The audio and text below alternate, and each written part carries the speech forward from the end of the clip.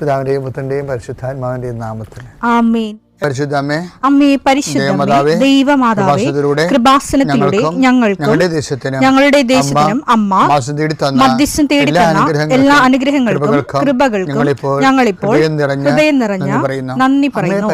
അമ്മേ പരിശുദ്ധമേ, ദൈവമാതാവേ, 2004 ഡിസംബർ 7 ഉച്ചകഴിഞ്ഞ് 2:30 കൃപാസനത്തിൽ സംഭവിച്ച അമ്മയുടെ പ്രത്യക്ഷപ്പെടലിനെ കുറിച്ച് തിരുസഭയ്ക്ക് സമർപ്പിച്ചിരിക്കുന്ന പഠനരേഖ സഭാത്മകമായ പഠനം ആരംഭിക്കുവാൻ ഞങ്ങൾ പ്രാർത്ഥിക്കുന്നു.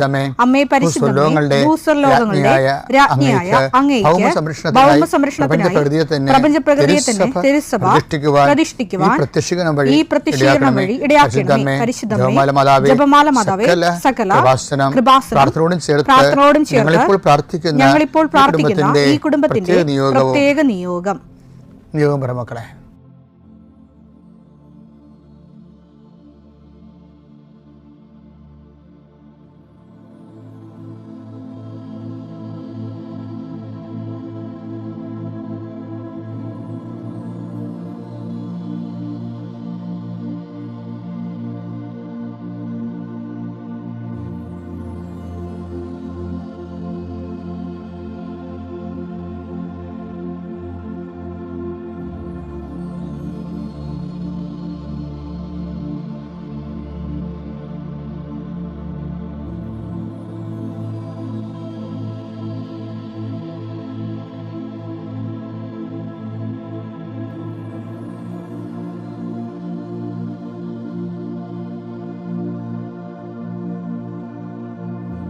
അമ്മയുടെ പ്രത്യക്ഷീകരണത്തിന്റെ ഈ അനുഗ്രഹവേളയിൽ ഞങ്ങൾക്ക് സാധിച്ചു തരുവാൻ കനിയണമേ. ആമേൻ. വിശ്വാസ പ്രമാണം. സർവശക്തനായ പിതാവും ആകാശത്തിന്റെയും ഭൂമിയുടെയും സൃഷ്ടാവുമായ ദൈവത്തിൽ ഞാൻ വിശ്വസിക്കുന്നു. അവിടുത്തെ ഏകപുത്രനും ഞങ്ങളുടെ കർത്താവുമായ ഈശോ മിശിഹായിലും ഞാൻ വിശ്വസിക്കുന്നു. ഈ പുത്രൻ പരിശുദ്ധാത്മാവിനാൽ ഗർഭസ്ഥനായി കന്യകാമറിയത്തിൽ നിന്ന് പിറന്ന് പൊന്തിയോസ് പീലാത്തോസിന്റെ കാലത്ത് പീഡകൾ സഹിച്ച് കുരിശിൽ തറയ്ക്കപ്പെട്ട് മരിച്ച് അടക്കപ്പെട്ട് പാതാളങ്ങളിൽ ഇറങ്ങി മരിച്ചവരുടെ ഇടയിൽ നിന്ന് 3-ാം നാൾ ഉയർത്ത് സ്വർഗത്തിലേക്ക് എഴുന്നള്ളി സർവശക്തിയുള്ള പിതാവായ ദൈവത്തിന്റെ വലതുഭാഗത്തിരിക്കുന്നു. അവിടെ നിന്ന് ജീവിക്കുന്നവരെയും മരിച്ചവരെയും വിധിക്കുവാൻ വരുമെന്നും ഞാൻ വിശ്വസിക്കുന്നു. പരിശുദ്ധാത്മാവിലും ഞാൻ വിശ്വസിക്കുന്നു. വിശുദ്ധ കത്തോലിക്കാ സഭയിലും പുണ്യവാന്മാരുടെ ഐക്യത്തിലും പാപങ്ങളുടെ മോചനത്തിലും ശരീരത്തിന്റെ ഉയർപ്പിലും നിത്യമായ ജീവിതത്തിലും ഞാൻ വിശ്വസിക്കുന്നു. ആമേൻ. ഞങ്ങളുടെ പിതാവേ, അങ്ങയുടെ നാമം പൂജിതമാകണമേ. അങ്ങയുടെ രാജ്യം വരണമേ. അങ്ങയുടെ തിരുമനസ് സ്വർഗത്തിലെ പോലെ ഭൂമിയിലുമാകണമേ. അന്നു വേണ്ടുന്ന ആഹാരം ഇന്ന് ഞങ്ങൾക്ക് തരണമേ. ഞങ്ങളോട് തെറ്റ് ചെയ്യുന്നവരോട് ഞങ്ങൾ ക്ഷമിക്കുന്നത് പോലെ ഞങ്ങളുടെ തെറ്റുകൾ ഞങ്ങളോടും ക്ഷമിക്കണമേ. ഞങ്ങളെ പ്രലോഭനത്തിൽ ഉൾപ്പെടുത്തരുതേ, തിന്മയിൽ ഞങ്ങൾ രക്ഷിക്കണമേ. ആമേൻ. കർത്താവ് അങ്ങയുടെ കൂടെ സ്ത്രീകളിൽ അങ്ങ് അനുഗ്രഹിക്കപ്പെട്ടവളാകുന്നു. അങ്ങയുടെ ഉദരത്തിൻ ഫലമായി ഈശോ അനുഗ്രഹിക്കപ്പെട്ടവനാകുന്നു. പരിശുദ്ധ മറിയമേ, തമ്പുരാന്റെ അമ്മേ, പാപികളായ ഞങ്ങൾക്ക് വേണ്ടി ഇപ്പോഴും ഞങ്ങളുടെ മരണസമയത്തും തമ്പുരാനോട് അപേക്ഷിക്കണമേ. ആമേൻ. കർത്താവെ, ഞങ്ങളുടെ മക്കൾക്ക് വേണ്ടി ഞാൻ പ്രാർത്ഥിക്കണേ. നിങ്ങൾ ഇന്ന് കടന്നു പോകുന്ന സങ്കടങ്ങളിൽ നിന്നും രോഗ അരിഷ്ടതകളിൽ നിന്നും കർത്താവ് നിങ്ങളെ സംരക്ഷിക്കാൻ അമ്മ മധ്യസ്ഥം വഹിക്കുകയാണ്. കർത്താവെ, എൻ്റെ വിശുദ്ധ പൗരോഹിത്യത്തെ നീ മഹത്വപ്പെടുത്തിയതിൻ്റെ അടയാളമാണ് 2004 അമ്മയുടെ പ്രത്യക്ഷപ്പെടൽ. അത് ഏറ്റെടുത്തപ്പോൾ ദൈവം മഹത്വപ്പെട്ടതിൻ്റെ തുടർ ദൈവാനുഭവങ്ങളാണ് ഉടമ്പടിയിലൂടെ ലഭിക്കുന്ന സഹസ്രക്കണക്കിന് സാക്ഷ്യങ്ങൾ. എൻ്റെ ഈ പ്രാർത്ഥന കൂടുന്ന എല്ലാ മക്കൾക്കും അവരുടെ ജീവിത ഭൗതികവും അവരുടെ മാനസികവും ശാരീരികവും കുടുംബപരവും ആയിട്ടുള്ള എല്ലാ മേഖലകളിലും അതിൻ്റെ പ്രത്യേക അനുഗ്രഹം ഈ നിമിഷം ആവശ്യിക്കാനും നിങ്ങൾ ഇപ്പോൾ വഴിമുട്ടി നിൽക്കുന്ന എല്ലാ വിഷയത്തിൻ്റെ മേലും ദൈവിക ഇടപെടലുണ്ടാകാനും ഇന്ന് നിങ്ങൾ കണ്ടുമുട്ടുന്ന വ്യക്തികൾക്ക് നിങ്ങൾ മാതാവിൻ്റെ മധ്യസ്ഥത്തിലെ അവർക്ക് സമാധാനം ആശംസിക്കുക. നിങ്ങൾ മാതാവിൻ്റെ പ്രത്യക്ഷീകരണത്തിൻ്റെയും പ്രത്യക്ഷീകരണ സന്ദേശത്തിൻ്റെയും പ്രേക്ഷിതരാകാൻ വേണ്ടി നിങ്ങൾ പരിശുദ്ധ അമ്മയുടെ മധ്യസ്ഥത്തിലെ പുനഃസമർപ്പണം ചെയ്യുക. ആ പുനഃസമർപ്പണത്തിൻ്റെ ഭാഗമായിട്ട് തീർച്ചയായിട്ടും ഇങ്ങനെ ഒരു ഏതെങ്കിലും പ്രത്യേക സമ്മർദ്ദത്തിലെ ഉടമ്പടിയിൽ നിന്ന് അകന്നു പോയിട്ടുണ്ടെങ്കിൽ അത് തിരിച്ചു വരാനും, ഉടമ്പടി ആണ് ജീവിതമെന്ന് പറയുന്നവരുണ്ട്. എനിക്കിനി ജീവിതം ഉടമ്പടിയാണ് എന്ന് പറയുന്നത് അതൊക്കെ കേൾക്കുമ്പോൾ നമ്മൾ ഓർക്കും, നമ്മൾ ചിന്തിച്ചതിനേക്കാളും അമ്മ ഉടമ്പടി തന്നപ്പോൾ ഞാൻ ആലോചിച്ചതിനേക്കാൾ എന്തുമാത്രം വലിയ ആഴത്തിലാണ് മനുഷ്യർ അനുഭവിച്ചതെന്ന് ഓർക്കും. കർത്താവേ, അതുപോലെ അനുഭവത്തിൻ്റെ ഒരു പങ്ക് എല്ലാവർക്കും നൽകണമെന്ന് പ്രാർത്ഥിക്കുന്നു. ഇതുവരെ വെച്ചിരിക്കുന്ന മുഴുവൻ പ്രാർത്ഥനകൾ, ഇന്നുവരെ ചില കാര്യങ്ങൾ നീക്കുപോക്കില്ലാത്ത വിഷയങ്ങൾക്കെല്ലാം ഈ കർത്താവിൻ്റെ ആശീർവാദത്താൽ ഈശോ മിശിഹായുടെ ഉന്നതമായ നാമത്തിൽ പ്രാർത്ഥനയുടെ ശക്തിയാൽ നിങ്ങൾക്ക് നീക്കുപോക്കുണ്ടാകണം പ്രാർത്ഥിക്കുന്നു. തടസ്സപ്പെട്ട് കിടക്കുന്ന കാര്യങ്ങൾ ചെയ്യാൻ പറ്റാതെ ചെയ്യണമെന്ന് ആഗ്രഹിച്ചിട്ട് മാറ്റി വെച്ചിട്ട് ചെയ്യാതെ നീണ്ടു പോകുന്ന കാര്യങ്ങളുടെ മേലെ കർത്താവിൻ്റെ കരുണ വിശുദ്ധമായ രക്തം തളിക്കപ്പെടാൻ പ്രാർത്ഥിക്കുന്നു. God infuse your spirit, infuse your spirit of power and grace. Thank you, Jesus. എൻ്റെ പ്രിയപ്പെട്ടവരെ, വചന ഒരുക്കം, അങ്ങനെ ഒരു പ്രതിഭാസം നമ്മുടെ ആധ്യാത്മിക ജീവിതത്തിലുണ്ട്, പ്രാർത്ഥനാ ജീവിതത്തിൽ. അത് സ്വാഭാവികമായിട്ടുണ്ടാകുന്ന വിഷയങ്ങളാണെങ്കിലും നമുക്ക് അത് അസ്വാഭാവികമായിട്ട് സൃഷ്ടിക്കാൻ പറ്റുമെന്നുള്ളതാണ് എൻ്റെ ഒരു നിരീക്ഷണം. അപ്പം അത് തന്നെ എന്താണെന്ന് വെച്ച് കഴിഞ്ഞാൽ വചന ഒരുക്കം എന്താണെന്ന് അറിയണം. ഇപ്പം ഐസ് ഉരുക്കുക എന്ന് വെച്ചാൽ ഐസ് മെൽറ്റിങ്. അതുപോലെ തന്നെ word of God, divine word തന്നെ മെൽറ്റ് ചെയ്ത് വരും. ഐസ് മെൽറ്റാകുമ്പോൾ എന്ത് സംഭവിക്കും? അത് മഞ്ഞുരുകി തണുത്ത വെള്ളമായി പടരുകയല്ലേ. അതൊക്കെ ഐസ് പൊട്ടിച്ച് തിന്നാൻ ഭയങ്കര നമ്മുടെ പല്ലുവരെ പുളിക്കുകയോ മരവിക്കുകയോ ചെയ്യും. പക്ഷേ ഐസ് വെള്ളമായി കഴിയുമ്പോൾ ആൾക്കാർ കുടിക്കുന്നുണ്ട്. അതെച്ചാൽ ഒരു ഈറ്റബിൾ അസിമിലിയേറ്റബിൾ, അതങ്ങനെ അസിമിലേറ്റ് ചെയ്യാൻ പറ്റുന്ന രീതിയായിട്ട് ഒരു വചനം മാറും. അതെന്താണ് ഐസ് വചന ഉരുക്കം, അല്ലെങ്കിൽ വചന ഉരുക്കം എങ്ങനെ സംഭവിക്കുന്നു, ആധ്യാത്മിക ജീവിതത്തിൽ അതെങ്ങനെ പ്രാപ്തമാക്കാം എന്നുള്ളതാണ് നമ്മൾ ഇന്നത്തെ ദിവസം ചിന്തിക്കുന്നത്. നമുക്കറിയാം, ഐസ് ഉരുകണ എങ്ങനെയാണ്? ചൂട് തട്ടുമ്പോഴാണ് ഉരുകണേ അല്ലേ. അതുപോലെ തന്നെ മുട്ട വിരിയണത് അതും ചൂട് തട്ടുമ്പോഴാണ്. അപ്പം ചൂട് ഒരു പ്രശ്നമാണ്. ചൂട് അതുപോലെ തന്നെ വചനത്തിന് ചൂട് തട്ടുമ്പോൾ അതിങ്ങനെ മെൽറ്റാവും. വചനത്തിന് എന്തിൻ്റെ ചൂടാണ് തട്ടണത്? ദൈവസ്നേഹത്തിൻ്റെ ചൂട് തട്ടണം. അതാ കർത്താവ് പറയണത്, എന്നെ സ്നേഹിക്കുന്നവന് ഞാൻ എന്നെ തന്നെ വെളിപ്പെടുത്തുമെന്ന്. യോഹന്നാൻ 14:23. എന്റെ കൽപ്പനകൾ സ്വീകരിക്കുകയും പാലിക്കുകയും ചെയ്യുന്നവനാണ് എന്നെ സ്നേഹിക്കുന്നത്. എന്നെ സ്നേഹിക്കുന്നവനെ എന്റെ പിതാവും സ്നേഹിക്കും. ഞാനും അവനെ സ്നേഹിക്കുകയും എന്നെ അവന് വെളിപ്പെടുത്തുകയും ചെയ്യും. ക്രിസ്തുവിൻ്റെ വെളിപാടുകൾ, ക്രിസ്തുവിൻ്റെ വ്യത്യസ്തങ്ങളായിട്ടുള്ള വെളിപാടുകൾ എന്ന് വെച്ചാൽ ക്രിസ്തു അനുഭവങ്ങൾ തന്നെയാണ്. ക്രിസ്തു അനുഭവത്തിൻ്റെ വ്യത്യസ്തമായ ആസ്വാദന മേഖലകൾ. ഇപ്പം ക്രിസ്തു അൾട്ടിമേറ്റ് രൂപം നമുക്ക് ഭൂമിയിൽ ലഭ്യമാകുന്നത് ദിവ്യകാരുണ്യത്തിലാണെങ്കിലും ദിവ്യകാരുണ്യ അനുഭവം തന്നെ ഓരോരുത്തർക്കും ഓരോ രീതിയിലല്ലേ. ദിവ്യകാരുണ്യത്തിൻ്റെ ഒരു 10% to 20% എക്സ്പീരിയൻസ് ആണ് സാധാരണ ആൾക്കാർ ഉള്ളത്. അതും സാങ്കേതികമായിട്ടാണ് പലപ്പോഴും എനിക്ക് തോന്നിയിട്ടുള്ളത്. കാര്യം ക്രിസ്തുവിനെക്കുറിച്ചുള്ള അറിവില്ലായ്മ കൊണ്ടും ക്രിസ്തുവിനെക്കുറിച്ചുള്ള സ്നേഹമില്ലായ്മ കൊണ്ടും. കാര്യം ദിവ്യകാരുണ്യം പോലും നമുക്ക് അനുഭവവേദ്യമാകണമെങ്കിൽ അപ്പത്തിൻ്റെ രൂപത്തിൽ ആയിരിക്കുന്ന കർത്താവിൻ്റെ വ്യത്യസ്തത നമുക്ക് ഒരു കമ്മ്യൂണിക്കബിൾ ആകണമെങ്കിൽ ദിവ്യകാരുണ്യം സ്വീകരിക്കുന്ന വ്യക്തിക്ക് വിശുദ്ധി ഉണ്ടായാൽ മാത്രം പോരാ. വിശുദ്ധിയും ദൈവസ്നേഹവും ഒരുമിച്ച് പോകേണ്ടതാണെങ്കിലും അതിന് രണ്ടും രണ്ടായി പോകാനുള്ള സാധ്യതകൾ നമുക്ക് തള്ളിക്കളയാൻ പറ്റത്തില്ല. കാരണം വിശുദ്ധിയുള്ള എല്ലാവർക്കും ദൈവസ്നേഹം ഉണ്ടോ എന്ന് ചോദിച്ചാൽ ദൈവസ്നേഹമുണ്ട്. പക്ഷേ ദൈവസ്നേഹത്തിൻ്റെ കൂടെ തന്നെ ഉള്ളതാണ് ഈ മനുഷ്യസ്നേഹം. ഗതികേട് കൊണ്ട് പല ആധ്യാത്മിക വരട്ടുവാദികളുടെയും ഒരു അവസ്ഥ, ദൈവസ്നേഹം കൂടി കഴിയുമ്പോൾ മനുഷ്യസ്നേഹം കുറഞ്ഞു വരും. അപ്പോഴേ ഈശോ അതുകൊണ്ടാണ് എന്നെ സ്നേഹിക്കുന്നവനെ എൻ്റെ കൽപ്പന പാലിക്കുന്നു പറയുമ്പോൾ കൽപ്പനയിൽ എന്താണ് പറഞ്ഞിരിക്കുന്നത്? നിന്നെപ്പോലെ തന്നെ നിന്നെ അയക്കാനെയും സ്നേഹിക്കുക എന്ന് പറയുമ്പോൾ അയൽക്കാരനുണ്ടല്ലോ. ആരാണ് എൻ്റെ അയൽക്കാരനെ ചോദിക്കുന്ന ഇടത്ത് നമ്മുടെ സഹായം ആവശ്യമുള്ള എല്ലാവരും അയൽക്കാരായി തീരുന്ന ഒരു ക്രിസ്തു ദർശനമുണ്ട്. അപ്പോൾ ഈ ദൈവസ്നേഹം എന്ന് പറയുമ്പോൾ ജാതി മത വർണ്ണ വർഗ അപ്പുറത്ത് മനുഷ്യൻ്റെ അവസ്ഥകളെ ഉൾക്കൊള്ളുകയും അവൻ്റെ താനെ നിൽക്കാൻ നിവൃത്തിയില്ലാത്തവനെ ചേർത്ത് നിർത്തുകയും ചെയ്യുന്ന ഒരു വലിയ ഉത്തരവാദിത്വമുണ്ട്. പക്ഷേ ഞാൻ നിഷ്പക്ഷമായിട്ട് പറയാം, ഈ ആധ്യാത്മികർ എന്ന് പറയുന്ന പല ആൾക്കാരും അവരുടെ എന്തോ സ്വകാര്യ സ്വർഗം സൃഷ്ടിക്കാൻ വേണ്ടി ദൈവത്തിന് എൻ്റെ കൂടി പ്രാർത്ഥനയുടെ കുറേ മാർഗങ്ങൾ ഉന്നയിച്ച് ജീവിതം മുഴുവനും പ്രാർത്ഥനയാക്കി മാറ്റിയിട്ട്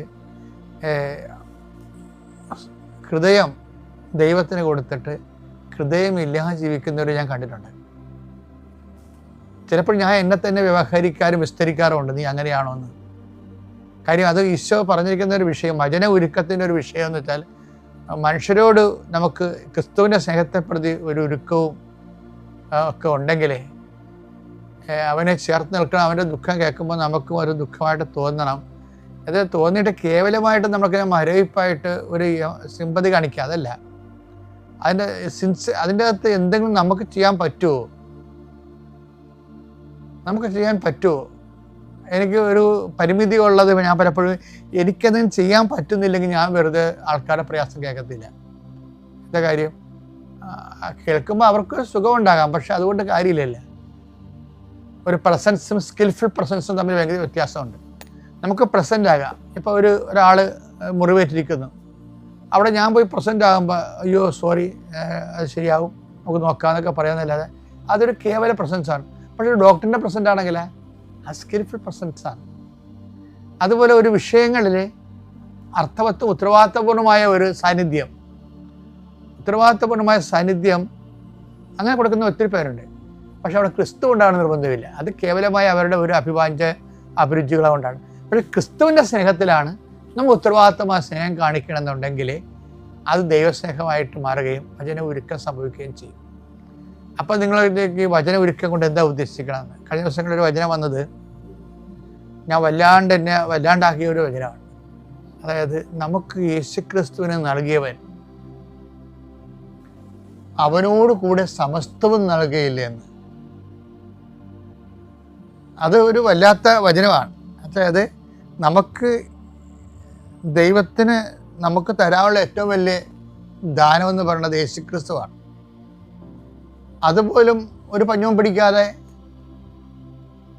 അവൻ സമർത്ഥമായി സ്വതന്ത്രമായി സന്തോഷത്തോടെ പൂർണ്ണമായി യേശുക്രിസ്തുവിനെ നമുക്ക് വേണ്ടി പൂർണ്ണമായി ഷെയർ ചെയ്തതാണ്. കരുതി വെക്കാതെ ഷെയർ ചെയ്ത ആളാണ്.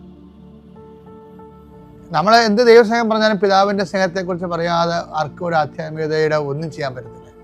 കാര്യം ഒന്നും കരുതി വെക്കാതെ, ക്രിസ്തുവിനെ പോലും കരുതി വെക്കാതെ നമുക്ക് വേണ്ടി കരുതൽ ചെയ്തവനാണ്. ഇവരെക്കുറിച്ചുള്ള സ്നേഹം കൂടി വരുമ്പോൾ അവൻ്റെ വചനങ്ങൾ ഉരുകാൻ തുടങ്ങും.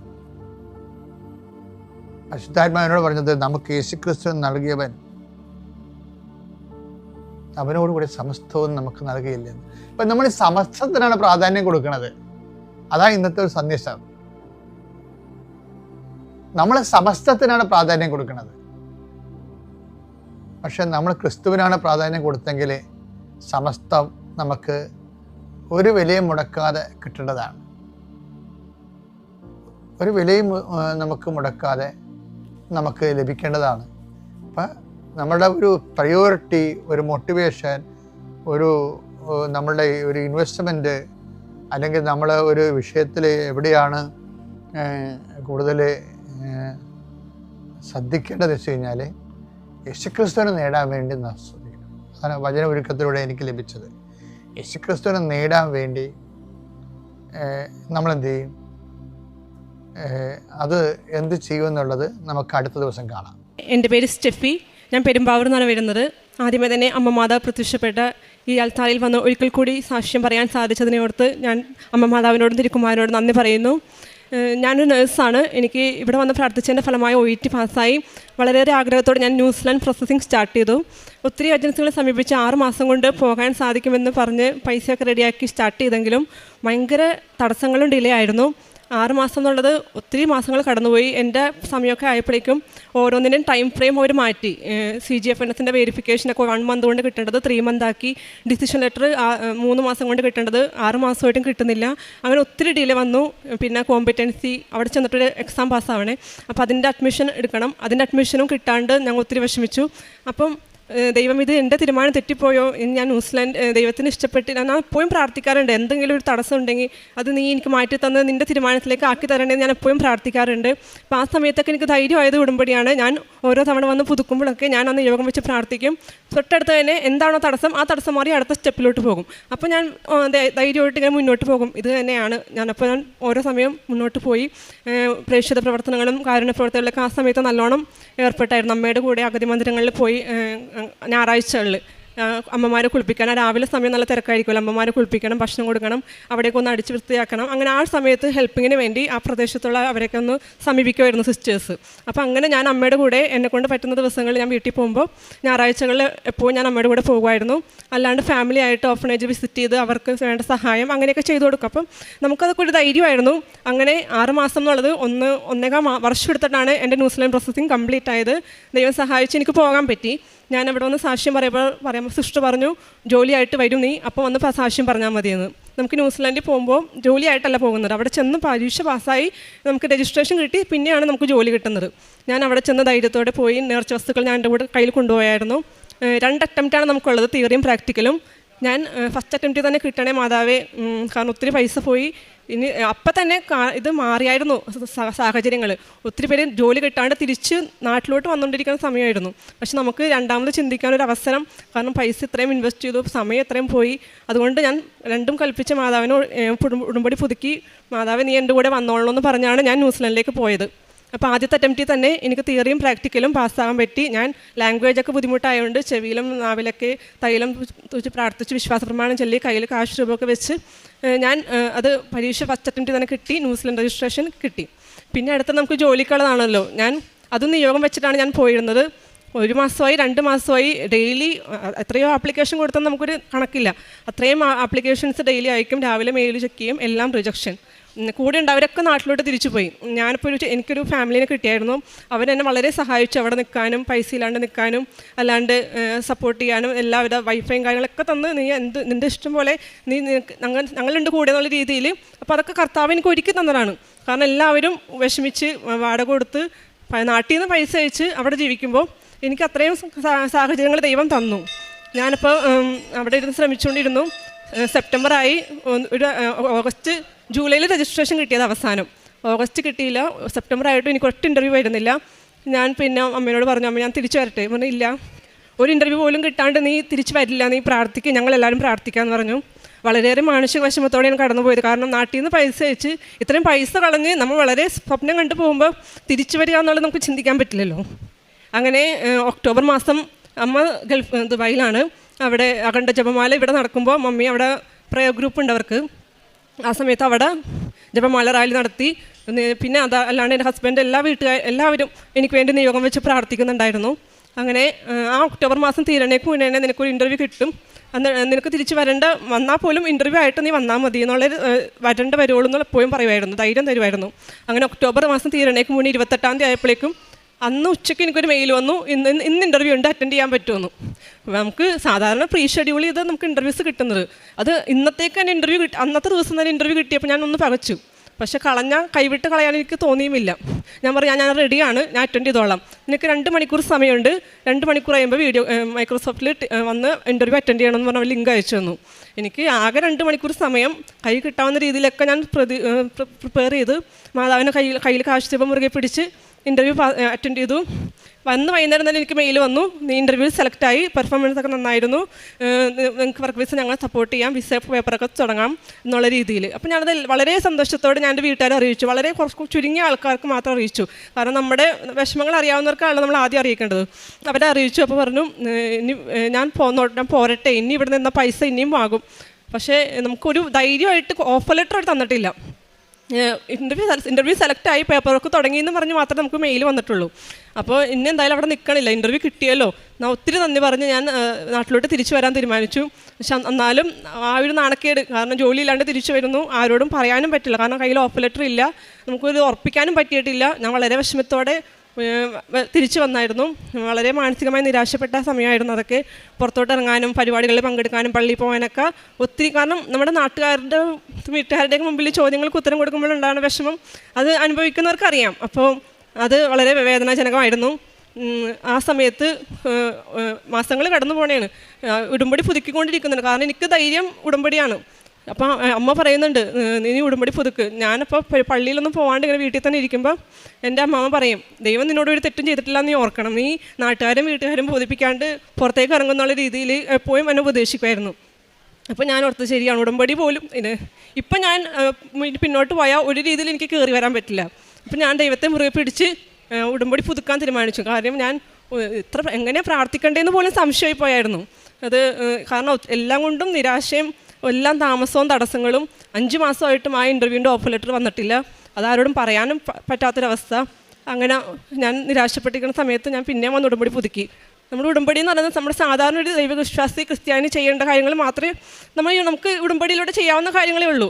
നമ്മൾ ഉടമ്പടി ഞാൻ വിട്ട് കളഞ്ഞാൽ എന്നെ സംബന്ധിച്ച് ഞാനത് പുറകോട്ട് പോകും, ഉള്ളതുപോലെ ഇല്ലാണ്ടായി പോകുമെന്ന് ഞാൻ ഭയപ്പെട്ടായിരുന്നു. അപ്പം ഞാനത് ഇല്ല, ഞാൻ ഉടമ്പടി പുതുക്കാൻ പോവാണ്, എനിക്ക് പറ്റുന്ന പോലെ ഒക്കെ മുന്നോട്ട് കൊണ്ടുപോകണം എന്നുള്ള വിശ്വാസത്തിൽ ഞാൻ ഉടമ്പടി പുതുക്കി. അപ്പോൾ അന്ന് എനിക്ക് മാതാവിനെയും കിട്ടിയത്. മാതാവിനെ കിട്ടി ഞാൻ ഇവിടെ വന്നിങ്ങനെ ലൈൻ നിന്ന് പ്രാർത്ഥിച്ച് നിയോഗം ഇടാൻ വേണ്ടി ലൈൻ നിന്നപ്പോഴേക്കും വേറൊരു സാക്ഷ്യം ഒരു കുട്ടി ഇവിടെ പറയുന്നുണ്ടായിരുന്നു.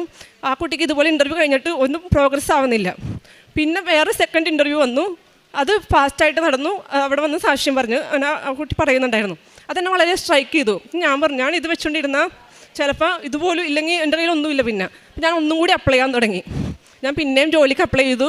ആ ഉടമ്പടി പുതുക്കി, അതായത് 7ാമത് ഉടമ്പടി പുതുക്കി ഞാൻ ഇവിടുന്ന് പോയിട്ട് പിന്നെ അപ്ലൈ ചെയ്യാൻ തുടങ്ങിയിട്ട് എനിക്കൊരു ഇൻ്റർവ്യൂ വന്നു. പക്ഷെ അതെന്ന് പറയുന്നത് ഭയങ്കര ഫാസ്റ്റായിട്ട് ഇൻ്റർവ്യൂ കഴിയുന്നു, റിസൾട്ട് വരുന്നു, പേപ്പേഴ്സ് എന്നോട് ആവശ്യപ്പെടുന്നു, പേപ്പേഴ്സ് കൊടുത്തു, എല്ലാം ഫാസ്റ്റായിട്ട്. 5 മാസം 6 മാസമായിട്ടും ഓഫർ ലെറ്റർ തരാത്ത മറ്റേ ഇൻ്റർവ്യൂ ഇത് 1 മാസത്തിനുള്ളിൽ എല്ലാം കഴിഞ്ഞ് എൻ്റെ കയ്യിൽ ഓഫർ ലെറ്റർ തന്നു. അപ്പം ഞാൻ പറഞ്ഞു, അത് ഡ്രോപ്പ് ചെയ്തിട്ട് ഇത് സെലക്ട് ചെയ്യാൻ വേണ്ടി തീരുമാനിച്ചു. കാരണം ആ സാക്ഷി എന്നെ വളരെയധികം ഇൻഫ്ലുവൻസ് ചെയ്തായിരുന്നു. അന്ന് ഞാൻ ആ ഉടമ്പടി പുതുക്കാൻ നേരത്ത് മാതാവിനെ പിടിച്ചുകൊണ്ട് നിൽക്കുന്നു കേൾക്കുന്ന സമയത്ത്. സോ അതുകൊണ്ട് എനിക്കൊരു ഡിസിഷൻ എടുക്കാൻ എളുപ്പമുണ്ടായിരുന്നു. ഞാനതുകൊണ്ട് 2ാമത്തെ ഇൻ്റർവ്യൂ ഓപ്റ്റ് ചെയ്തു. വിസ കിട്ടു. 90 ദിവസം മിനിമം ഓസ്ട്രേലിയയുടെ വർക്ക് വിസ എടുക്കും എന്നാണ് പറഞ്ഞത്. അതിനിടയ്ക്ക് ഒരു കാര്യം, ന്യൂസിലാൻഡിൻ്റെ രജിസ്ട്രേഷൻ എടുത്തവർക്ക് ഓസ്ട്രേലിയയുടെ രജിസ്ട്രേഷൻ എടുത്ത് 2 രാജ്യത്തേക്കും കൂടി ജോലിക്ക് അപ്ലൈ ചെയ്യാം. എനിക്ക് വന്ന ഇൻ്റർവ്യൂസൊക്കെ ഓസ്ട്രേലിയയുടെയാണ്. അപ്പോൾ ഓസ്ട്രേലിയയുടെ ഇൻ്റർവ്യൂസ് 2ാമത് വന്നത്, അത് ഞാൻ ചൂസ് ചെയ്തു. മിനിമം 90 ദിവസമാണ് വർക്ക് വിസക്ക് എടുക്കുന്നത്. അത് എനിക്ക് 85 ദിവസം എടുത്തുള്ളൂ. വേറൊരു എൻക്വയറിയോ അല്ലെങ്കിൽ അഡീഷണൽ പേപ്പറോ ക്ലാരിഫിക്കേഷനോ ഒന്നും അവരുടെ ഭാഗത്തുനിന്ന് ഉണ്ടായില്ല. എനിക്ക് വിസ വന്നു. ഇപ്പോൾ ജോയിനിങ് ഡേറ്റ് കിട്ടി. അടുത്ത മാസം 13-ാം തീയതി എനിക്ക് ജോയിൻ ചെയ്യണം. എന്നോട് ടിക്കറ്റ് എടുത്തോളം പറഞ്ഞു. ഞാൻ വളരെ ദൈവത്തിനോട് കടപ്പെട്ടിരിക്കുന്നു. അമ്മ മാതാവിനോട് ഈശോയ്ക്ക് ഞാൻ ഒരുപാട് നന്ദി പറയുന്നു. കാരണം ഇപ്പം ചുരുങ്ങിയത് 2.5 വർഷം കഴിഞ്ഞു. ഇപ്പം ഞാൻ ഈ പേപ്പർ വർക്കിൻ്റെ ഇതിൽ ഓസ്ട്രേലിയയിലേക്ക് നമുക്ക് OETയുടെ കാർഡ് 3 വർഷം ഉപയോഗിക്കാം. അപ്പോൾ ഞാൻ മാതാവിനോട് എപ്പോഴും പറയുന്നു, നീ എനിക്ക് തന്ന വിജയമാണ്, ഈ കാർഡ് വെറുതെ ആയി, ഈ OET സ്കോർ വെറുതെ ആയി പോകാൻ പാടില്ല, എനിക്ക് എങ്ങനെയെങ്കിലും ദൈവത്തിൻ്റെ അടുത്ത് വന്ന് മഹത്വപ്പെടുത്തണം, അതിനിടയാക്കണമെന്ന് ഞാൻ എപ്പോഴും പ്രാർത്ഥിക്കുമായിരുന്നു. ഇപ്പം നവംബറിലാണ് എൻ്റെ ആ 3 വർഷം OET എക്സ്പയറി ആവുള്ളൂ. അതിനുള്ളിൽ എനിക്ക് ഈ ജോലി തന്നു. അതെനിക്ക് ഉപയോഗിക്കാൻ സാധിച്ചു. വീണ്ടും ഇവിടെ വന്ന് ദൈവത്തിനും മാതാവിനും മഹത്വപ്പെടുത്താൻ സാധിച്ചു. സോ അതിന് വളരെയേറെ ഞാൻ ഈശോയ്ക്കും മാതാവിനും നന്ദി പറയുന്നു. കാരുണ്യ പ്രവർത്തികളായിട്ട് ഈ തിരിച്ചു വന്ന സമയത്തൊക്കെ ഞാൻ ഒത്തിരി ഡൗൺ ആയിരുന്നു. എനിക്ക് പ്രേക്ഷിത പത്രങ്ങൾ ഞാൻ സമൂഹത്തിൽ എനിക്ക് കൊടുക്കുമായിരുന്നു, ഗവൺമെൻറ് ആശുപത്രിയിലൊക്കെ കൊടുക്കുമായിരുന്നു. അല്ലാണ്ട് കാരുണ്യ പ്രവർത്തിയിലേക്ക് എനിക്കങ്ങനെ ഏർപ്പെടാൻ പറ്റുന്നുണ്ടായില്ല. കാരണം നമുക്ക് ആ ഒരു മാനസികാവസ്ഥയിൽ. പക്ഷേ എൻ്റെ മാനസികാവസ്ഥ അറിയാവുന്ന എന്നെപ്പോലുള്ളവരുണ്ടല്ലോ, ഇപ്പോൾ ഞങ്ങൾ ഒത്തിരി ഫാമിലി അല്ല നേഴ്സുമാരുടെ ഗ്രൂപ്പുകളൊക്കെ ഉണ്ടാവും. അപ്പോൾ അവരിതുപോലെ ജോലി കിട്ടാത്തവരും ഇൻ്റർവ്യൂസ് റെഡിയാവാത്തവരും CV ശരിയാവാത്തവരൊക്കെ ഒത്തിരി എൻക്വയറീസൊക്കെ ചോദിക്കുമ്പോൾ എന്നെക്കൊണ്ടാവുന്ന പോലെ ഞാൻ അവരെ ഹെൽപ്പ് ചെയ്യും. അവരുടെ ചോദ്യങ്ങൾക്ക് ഉത്തരം കൊടുക്കും. അവരുടെ ഡിപ്പാർട്ട്മെൻറ്റിനനുസരിച്ച് വേക്കൻസി എന്തെങ്കിലും കാണുമ്പോൾ ഞാൻ സ്ട്രൈക്ക് ചെയ്യുമ്പോൾ അത് അവർക്ക് അയച്ചു കൊടുക്കും.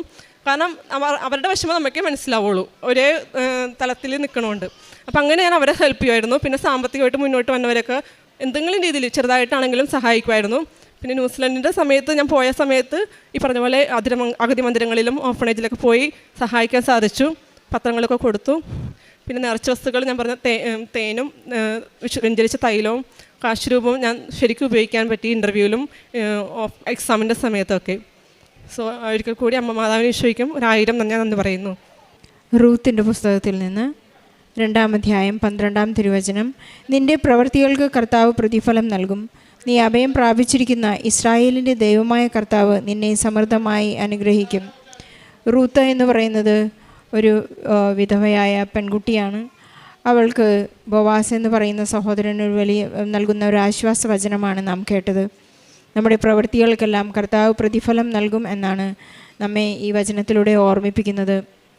ജോസഫ് അച്ഛൻ നമ്മെ എപ്പോഴും ഓർമ്മിപ്പിക്കാറുണ്ട്, നമ്മുടെ കാരുണ്യ പ്രവൃത്തികളും പ്രേക്ഷിത പ്രവർത്തനങ്ങളും ഈശോയ്ക്ക് ഇഷ്ടപ്പെട്ടുവെങ്കിൽ നമ്മുടെ പ്രത്യക്ഷീകരണ സാക്ഷ്യം വളരെ പെട്ടെന്ന് സാധ്യമാകും, നമ്മുടെ എല്ലാ അനുഗ്രഹങ്ങളും പെട്ടെന്ന് സാധ്യമാകുമെന്ന് അച്ഛൻ നമ്മെ ഓർമ്മിപ്പിക്കാറുണ്ട്. ഈ മകൾക്ക് ന്യൂസിലാൻഡ് തുടങ്ങിയിട്ടുള്ള തടസ്സങ്ങളെല്ലാം യാക്കോബിനെ പോലെ ഒരു വലിയ മല്ലയുദ്ധത്തിന് ശേഷം എന്നെ അനുഗ്രഹിക്കാതെ പറഞ്ഞു വിടരുതേ എന്നുള്ളൊരു വലിയ പ്രാർത്ഥനയോടുകൂടിയാണ് ഈ മകൾ ഓസ്ട്രേലിയൻ സ്കോർ പാസ്സായി ഇവിടെ ഇന്ന് തൻ്റെ വിസയുമായി നമ്മുടെ മുൻപിൽ നിൽക്കുന്നത്. ഈശോയ്ക്കും പരിശുദ്ധ അമ്മയ്ക്കും നന്ദി പറയാം. ജപമാല റാലിയിലൂടെ ലഭിച്ചിട്ടുള്ള അനുഗ്രഹങ്ങൾക്ക് ഇപ്പോഴും നമ്മുടെ മക്കൾ, നമ്മുടെ സഹോദരങ്ങൾ എപ്പോഴും സാക്ഷ്യം പറഞ്ഞു കഴിഞ്ഞിട്ടില്ല. കഴിഞ്ഞ വർഷത്തെയും അതിനു മുൻപുള്ള വർഷങ്ങളിലെയും ജപമാല റാലിയിൽ ഒരുപാട് അനുഗ്രഹങ്ങളാണ് നന്ദി പറയാനായി മക്കൾ കടന്നു വരുന്നത്. നമുക്ക് ഈശോയ്ക്കും പരിശുദ്ധ അമ്മയ്ക്കും നന്ദി പറയാം. സമയഘടികാരം നെഞ്ചിൽ ചാർത്തി ഈ അൾത്താരയിൽ പ്രത്യക്ഷപ്പെട്ട ഈ അമ്മ ഇന്നും നമ്മുടെ സമയത്തിന് മേൽ അധികാരം കാണിച്ചുകൊണ്ടാണ് പരിശുദ്ധ അമ്മ നമ്മെ അനുഗ്രഹിച്ചുകൊണ്ടിരിക്കുന്നത്. നമ്മുടെ എല്ലാ സമയപ്രശ്ന സംബന്ധിതമായ എല്ലാ പ്രശ്നങ്ങളും പരിശുദ്ധ അമ്മയ്ക്ക് സമർപ്പിച്ചുകൊണ്ട് പ്രാർത്ഥിക്കാം. ഈ മകളുടെ ജീവിതത്തിൽ എപ്പോഴും പരിശുദ്ധ അമ്മ കൂടെ നടന്നു എന്നുള്ളൊരു വലിയ അനുഭവമാണ്. തൻ്റെ വിസയ്ക്ക് സമയം എടുക്കുന്നു എന്ന് കണ്ടപ്പോൾ വളരെ നല്ലൊരു ഓഫറാണ് ഈ മകൾക്ക് പരിശുദ്ധ അമ്മ നൽകി ഈശോയിൽ നിന്ന് പ്രാപിച്ചു കൊടുത്ത് അനുഗ്രഹം നൽകിയിരിക്കുന്നത്. അതിനെ മകൾ എന്നും വളരെ കടപ്പാടോടുകൂടി ഇനിയുള്ള ഓസ്ട്രേലിയയിലൊരു ജീവിതം ഈശോയ്ക്ക് വേണ്ടിയായിരിക്കും. ഈശോയെ ഞാൻ പകർന്നു കൊടുക്കും, എൻ്റെ വിശ്വാസ ജീവിതത്തിൽ ഒരിക്കലും ഒരു ദുരന്തമുണ്ടാകാൻ ഞാൻ അനുവദിക്കുന്നില്ല എന്നുള്ള വലിയ പ്രതിജ്ഞയോടെയാണ് ഈ അൾത്താരയിൽ നിറങ്ങുന്നത്. വിസ ലഭിക്കാൻ ബുദ്ധിമുട്ടുള്ള എല്ലാ മക്കളെയും, അതുപോലെ തന്നെ ജോലിയില്ലാത്ത മക്കളെയും ജോലിക്കായി വിഷമിക്കുന്ന എല്ലാ മക്കളെയും ഈ സാക്ഷ്യത്തോട് ചേർത്ത് വെച്ചുകൊണ്ട്, നമ്മുടെ എല്ലാ നിയോഗങ്ങളെയും ചേർത്ത് വെച്ചുകൊണ്ട്, എല്ലാ നഴ്സസിനും വേണ്ടി ഈ പ്രാർത്ഥിച്ചുകൊണ്ട് ഈശോയ്ക്കും പരിശുദ്ധ അമ്മയ്ക്കും നല്ലൊരു കയ്യടി നൽകി ഈ സാക്ഷ്യം നമുക്ക് സമർപ്പിക്കാം. എൻ്റെ പേര് സിനി. ഞാൻ കാഞ്ഞിരപ്പള്ളിയിൽ നിന്നാണ് വരുന്നത്. സെൻറ്റ് തോമസ് ചർച്ചിയുടെ പേഗയാണ്. ഞാൻ ആദ്യമായിട്ട് ഉടമ്പടി എടുത്തത് 2022 മെയ്യിലാണ്. അപ്പം ഞാനിവിടെ ഈ പള്ളിയിൽ വന്ന് ഒത്തിരി ആവശ്യങ്ങളുമായിട്ടാണ് ഞാൻ പള്ളിയിലോട്ട് വന്നത്. അപ്പം ഞാൻ ആ സമയത്ത് കൊറോണ സീസൺ ആയതുകൊണ്ട് ഞാനിങ്ങനെ യൂട്യൂബ് സ്ക്രോൾ ചെയ്തപ്പം അതിനകത്ത് അച്ഛൻ്റെ സാക്ഷ്യങ്ങളും അച്ഛൻ പറഞ്ഞ ധ്യാനങ്ങളെല്ലാം കണ്ടുകൊണ്ടാണ് ഞാൻ ആദ്യമായിട്ട് ഈ കൃപാസനം എന്ന അൾത്താരയും പള്ളിയും എനിക്ക് പരിചയമായത്. അന്ന് തൊട്ട് എനിക്ക് തോന്നി ഉടമ്പടി ഒന്ന് എടുത്താൽ കൊള്ളാം എന്ന് വിചാരിച്ച അങ്ങനെ ഇവിടെ വന്ന് ഉടമ്പടി എടുത്തു. ആദ്യമായിട്ട് വെച്ചത് എൻ്റെ ഫാമിലിയിലുള്ള പ്രശ്നങ്ങളൊന്ന് മാറി കിട്ടാനായിരുന്നു. അങ്ങനെ ഞാൻ ഉടമ്പടി എടുത്ത് 60 നിയോഗങ്ങളുണ്ട്, എന്നാലും 6 നിയോഗങ്ങൾ വെച്ച് ഞാനിവിടെ ഉടമ്പടി എടുത്തു. ആദ്യമായി എനിക്ക് എൻ്റെ സാധ്യം വെച്ചത് എൻ്റെ കുടുംബത്തിലുള്ള പ്രശ്നങ്ങൾ ആദ്യമായി മാറിക്കിട്ടി. പിന്നെ ഞാനൊരു നേഴ്സാണ്. അപ്പോൾ എൻ്റെ ഒരു ആഗ്രഹം ഒരു യൂറോപ്യൻ രാജ്യത്തിൽ പോയി എനിക്കൊന്ന് സെറ്റ് ആവണമെന്ന് എനിക്ക് വലിയൊരു ആഗ്രഹമായിരുന്നു. അങ്ങനെ ഞാൻ ന്യൂസിലൻഡിൻ്റെ പ്രോസസ്സ് ചെയ്തുകൊണ്ടിരിക്കുന്ന സമയമായിരുന്നു 2022 തൊട്ട്. അങ്ങനെ ഞാൻ ഒത്തിരി പ്രാർത്ഥിച്ചു. ഒരു 4 ഉടമ്പടി ഞാൻ പുതുക്കി, അതിനുവേണ്ടി പ്രാർത്ഥിച്ചു, ഒരുങ്ങി. പക്ഷേ എനിക്ക് ന്യൂസിലൻഡ് എന്ന സ്ഥലത്തോട്ട് പോകാൻ ഒരു കാരണവശാലും പറ്റുന്നില്ല. ഞാൻ എന്നിട്ട് അവസാനം കരഞ്ഞ് ഞാൻ മാതാവിനോട് 4ാമത്തെ ഉടമ്പടി പുതുക്കിയിട്ട് ഞാൻ മാതാവിനോട് പറഞ്ഞു, ഇനി എനിക്കൊരു ഉടമ്പടി പുതുക്കിയിട്ട് എനിക്കിനി ഈ ഒരു സ്ഥലത്ത് പോകാൻ പറ്റിയില്ലെങ്കിൽ ഇനി ഞാൻ ആ ഒരു സ്ഥലത്തേക്കുള്ള പോക്ക് ഞാൻ അവസാനിപ്പിക്കും. അതുപോലെ തന്നെ ഞാൻ ഇനി ഉടമ്പടി പുതുക്കുകയില്ല എന്ന് ഞാൻ അമ്മയോട് പറഞ്ഞു. ഞാനങ്ങനെ അത് പറഞ്ഞു. എനിക്ക് ഞാനത് ആ ഒരു സമയത്തും എനിക്ക് ആ ന്യൂസിലൻഡിൽ നിന്ന് സ്ഥലത്തേക്ക് പോകാൻ വേണ്ട കാര്യങ്ങൾ സാധിച്ചില്ല. അത് കഴിഞ്ഞ് ഞാൻ ഉടമ്പടിയൊക്കെ അങ്ങ് മടക്കി വേണ്ടാന്ന് വെച്ചു. ഇനിയും പ്രാർത്ഥിക്കും എങ്കിലും ഉടമ്പടിയോടെ എനിക്ക് അത്ര ഒരു താല്പര്യമില്ലാതെ പോയി. കാരണം ഞാൻ ഇത്രയും പ്രാർത്ഥിച്ചിട്ട് കാര്യങ്ങൾ നടക്കുന്നില്ല. ബാക്കി ഞാൻ ആർക്ക് വേണ്ടിയൊക്കെ പ്രാർത്ഥിക്കുന്നോ അവരുടെ എല്ലാം കാര്യങ്ങൾ നടക്കുന്നു. ആ സമയത്ത് എൻ്റെ കൂടെ OET പിള്ളേർ അവരെല്ലാം പല സ്ഥലത്ത് പോയി, ന്യൂസിലൻഡിൽ പോയി, അവിടേക്ക് ആ പ്രോഗ്രാം എല്ലാം കഴിഞ്ഞു. പക്ഷേ എനിക്ക് മാത്രം ന്യൂസിലൻഡ് സ്ഥലത്തോട്ട് പോകാനേ പറ്റുന്നില്ല. അങ്ങനെ ഞാൻ ഉടമ്പടിയെല്ലാം വേണ്ടെന്ന് വെച്ചു. എല്ലാം നിർത്തി കഴിഞ്ഞപ്പോഴത്തേനും എനിക്ക് പെട്ടെന്ന് തോന്നി, എന്നാ വേണ്ട, എൻ്റെ ഒരു കൂട്ടുകാരി പറഞ്ഞു എന്നാൽ നമുക്ക് UK പോവാം. അങ്ങനെ ഒരു താല്പര്യമില്ലാതെ ഒരു നാട്ടിലോട്ട് ഞാൻ ഒരു 2 മാസത്തിനുള്ളിൽ ഞാൻ UK ചെന്നു. അവിടെ ചെന്ന് ഉടമ്പടിയും കാര്യങ്ങളെല്ലാം ഞാൻ മറന്നു. സാധാരണ എൻ്റെ പ്രാർത്ഥനയൊക്കെ ആയിട്ട് മുന്നോട്ട് പോയി. അങ്ങനെ 2024 ഓഗസ്റ്റ് ആയപ്പം മെയ് ആയപ്പോൾ ഞാൻ നാട്ടിൽ വന്നു. കാരണം എൻ്റെ കൊച്ചിൻ്റെ ആദ്യ കുർബാനയായിരുന്നു. ഞാൻ നാട്ടിൽ വന്ന് തിരിച്ചു കഴിഞ്ഞപ്പം എൻ്റെ ഹസ്ബൻഡ് ഒരിക്കലും പതിവില്ലാതെ പുള്ളി എന്നോട് ചോദിച്ചു, നീ എല്ലാ പള്ളിയിലും ധ്യാനത്തിന് പോയും പ്രാർത്ഥിക്കാൻ പോയി, നേർച്ചയൊക്കെ കഴിക്കാൻ പോയി, നീ എന്തുകൊണ്ട് കൃപാസനത്തിലോട്ട് പോകുന്നില്ല? ഞാനപ്പം പറഞ്ഞു, കൃപാസനത്തിൽ പോകണം, എന്നാലും എൻ്റെ മനസ്സിൽ പോകണം, എന്നാലും പുള്ളി പറഞ്ഞതല്ലേ, എന്നാൽ ശരി ഞാനും ഇവിടെ വന്നു, ഈ പള്ളിയിലിരുന്നു. അവസാനം അവിടെ ഇരുന്ന് മാതാവിൻ്റെ മുഖത്തൊക്കെ ഞാനൊന്ന് ചിരിച്ചിട്ട് ചോദിച്ചു, അമ്മേ ഇനി ഞാനൊരു ഉടമ്പടി പുതുക്കണമെങ്കിലോ ഞാൻ ഈ പള്ളിയിലോട്ട് വരണമെങ്കിലോ എനിക്കും അവിടെ UK ഒരു നേഴ്സായിട്ട് ഒരു NHS ജോലി കിട്ടുവാണെങ്കിൽ ഞാനിവിടെ വന്ന് ഉടമ്പടി പുതുക്കാം എന്ന് അമ്മയുടെ മുഖത്തൊക്കെ ചിരിച്ച് ഞാൻ അവിടെ ഇരുന്നു. ഞാൻ പറഞ്ഞിട്ട് ഞാൻ വീട്ടിൽ പോയി. ഞാൻ തിരിച്ച് UK തിരിച്ചു ചെന്ന് കഴിഞ്ഞപ്പോൾ ഞാൻ പുറകോട്ടൊന്ന് തിരിഞ്ഞു നോക്കി. കാരണം ഞാൻ അന്ന് ന്യൂസിലൻഡ് പ്രൊസീജിയർ സ്റ്റാർട്ട് ചെയ്ത് ഞാൻ ന്യൂസിലാൻഡിൽ പോയായിരുന്നെങ്കിൽ എനിക്ക് അവിടെ ചെന്ന് കഴിഞ്ഞാൽ ഒരിക്കലും ജോലി കിട്ടത്തില്ലായിരുന്നു. ഞാനൊരു 20 ലക്ഷം രൂപ നാട്ടിൽ നിന്ന് മേടിച്ച് കടമൊക്കെ മേടിച്ച് നാട്ടിൽ ചെന്ന് അവിടെ ചെന്ന് ജോലിയില്ലാതെ ഞാൻ തിരിച്ചു വരുമായിരുന്നു. എൻ്റെ കൂടെ വർക്ക് ചെയ്ത പിള്ളേരും അതുപോലെ തന്നെ എൻ്റെ കൂടെ കസിൻസ് എല്ലാം അവിടെ പോയി ജോലിയില്ലാതെ തിരിച്ചു വരുന്ന സമയത്ത് പരിശുദ്ധ ദൈവമാതാവും ഈശോയും എന്നെ കരുതിയെന്ന് വേണം പറയാൻ. എനിക്ക് ആ സ്ഥലത്തേക്ക് പരിശുദ്ധ അമ്മ എന്നെ വിട്ടില്ല, അതാണ് സത്യം. കാരണം എനിക്ക് തടസ്സങ്ങൾ തന്ന് എനിക്ക് വേണ്ട സ്ഥലത്ത് പരിശുദ്ധ അമ്മ എന്നെ എത്തിച്ചു. അത് UK ആയിരുന്നു. ഞാൻ അവിടെ ചെന്നു, അവിടെ വേണ്ട എക്സാമുകളെല്ലാം OSCE എഴുതി, CBT എഴുതി, അതിനിടയ്ക്ക് പിൻ നമ്പർ കിട്ടി. ഞാൻ നാട്ടിൽ വന്ന് തിരിച്ചു വന്ന ശേഷം ഞാൻ പെട്ടെന്ന് എനിക്ക് ഇവിടെ വന്നിരുന്ന് കഴിഞ്ഞപ്പം എൻ്റെ മനസ്സിലൊരു വിഷമം. ഞാൻ പെട്ടെന്ന് ബൈബിൾ എടുത്ത്, ഞാൻ പല പ്രാവശ്യം ബൈബിൾ കംപ്ലീറ്റ് ആയി വായിച്ചിട്ടുണ്ട്, എങ്കിലും ബൈബിൾ എടുത്ത് ഞാൻ പെട്ടെന്ന് തുറന്ന് നോക്കിയപ്പോൾ എനിക്ക് കിട്ടിയ ഒരു വചനം, കൃപാസനത്തിലേക്ക് വരിക, നിൻ്റെ ആഗ്രഹങ്ങൾ സാധിക്കുമെന്നാണ്. പെട്ടെന്ന് അത് കേട്ടപ്പോൾ എനിക്ക് ഒത്തിരി വിഷമായി. ഞാൻ പെട്ടെന്ന് സാക്ഷ്യങ്ങളൊക്കെ കേട്ടു. പെട്ടെന്ന് എനിക്ക് തോന്നി ഒരു ഓൺലൈൻ ഉടമ്പടി എടുത്താൽ എന്താ. ഞാൻ പെട്ടെന്ന് നല്ല വിശുദ്ധിയോടുകൂടെ കുമ്പസാരിച്ച് ഒരുങ്ങി ഞാൻ ഓൺലൈൻ ഉടമ്പടി എടുത്തു. അതിനകത്ത് 6 നിയോഗങ്ങൾ വെച്ചു. പക്ഷേ ഈ 6 നിയോഗങ്ങൾ ഇന്ന് സത്യത്തിൽ എനിക്ക് ഓർമ്മയില്ല ഞാൻ എന്താ വെച്ചെന്നുള്ളത്. ആ നിയോഗങ്ങളിൽ വെച്ചത് ഞാൻ അവിടെ വെച്ച് ഞാനത് മറന്നു. പക്ഷേ എൻ്റെ ഒരു ലക്ഷ്യം എന്ന് പറയുന്നത് ആ ഒരു 3 മാസത്തെ ഉടമ്പടി നിയോഗങ്ങളും ഉടമ്പടി ദൈവം എന്താണോ ഈ പരിശുദ്ധ അൾത്താരയിൽ അച്ഛൻ പറയുന്ന കാര്യങ്ങൾ എന്തൊക്കെ എനിക്ക് ദൈവത്തിന് വേണ്ടി ചെയ്യാൻ പറ്റുമെന്നോ എന്ന് മാത്രമാണ് ചിന്തിച്ചത്. എനിക്ക് ഡ്യൂട്ടി ഇല്ലാത്ത സമയങ്ങൾ ഞാൻ കുമ്പസാരിക്കാനും കുർബാനയ്ക്ക് പോകാനും എല്ലാ ദിവസവും കൂടുതൽ എഫേർട്ട് എടുത്ത് ഞാൻ പള്ളിയിൽ പോയി കാര്യപ്രവർത്തനങ്ങളെല്ലാം കൂടെ ചെയ്യാൻ കൂടി. പിന്നെ അങ്ങനെ എന്നെ തന്നെ ഞാൻ വിശുദ്ധീകരിച്ചു. ഞാൻ എൻ്റെ ആഗ്രഹങ്ങൾ മറന്നു. എനിക്ക് ജോലി കിട്ടിയാലും ജോലി കിട്ടിയില്ലെങ്കിലും പരിശുദ്ധ അമ്മയും ഈശോയും എനിക്ക് വേണ്ടി എന്താണോ കരുതിയത് അത് എനിക്ക് മതിയെന്ന് ഞാൻ തീരുമാനിച്ചു.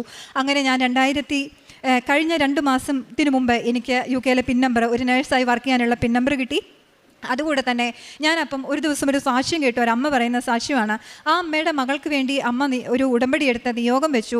അമ്മയ്ക്ക് ആ മോൾക്ക് ഒരു 3 ഇൻ്റർവ്യൂ കിട്ടണം. ആ 3 ഇൻ്റർവ്യൂ സെലക്റ്റായി അമ്മ കൊടുക്കണം. അപ്പം ഞാനത് കേട്ടപ്പോൾ അമ്മയോട് പറഞ്ഞു, അമ്മ ഇത് കൊള്ളാലോ. അപ്പം ഞാൻ എന്നിട്ട് പറഞ്ഞു, അമ്മേ എനിക്കും വേണം ഒരു 3 ഇൻ്റർവ്യൂ, അതിൽ നിന്ന് ഒരു 3-ൽ 1 അമ്മ എനിക്ക് സെലക്ട് ചെയ്യണം.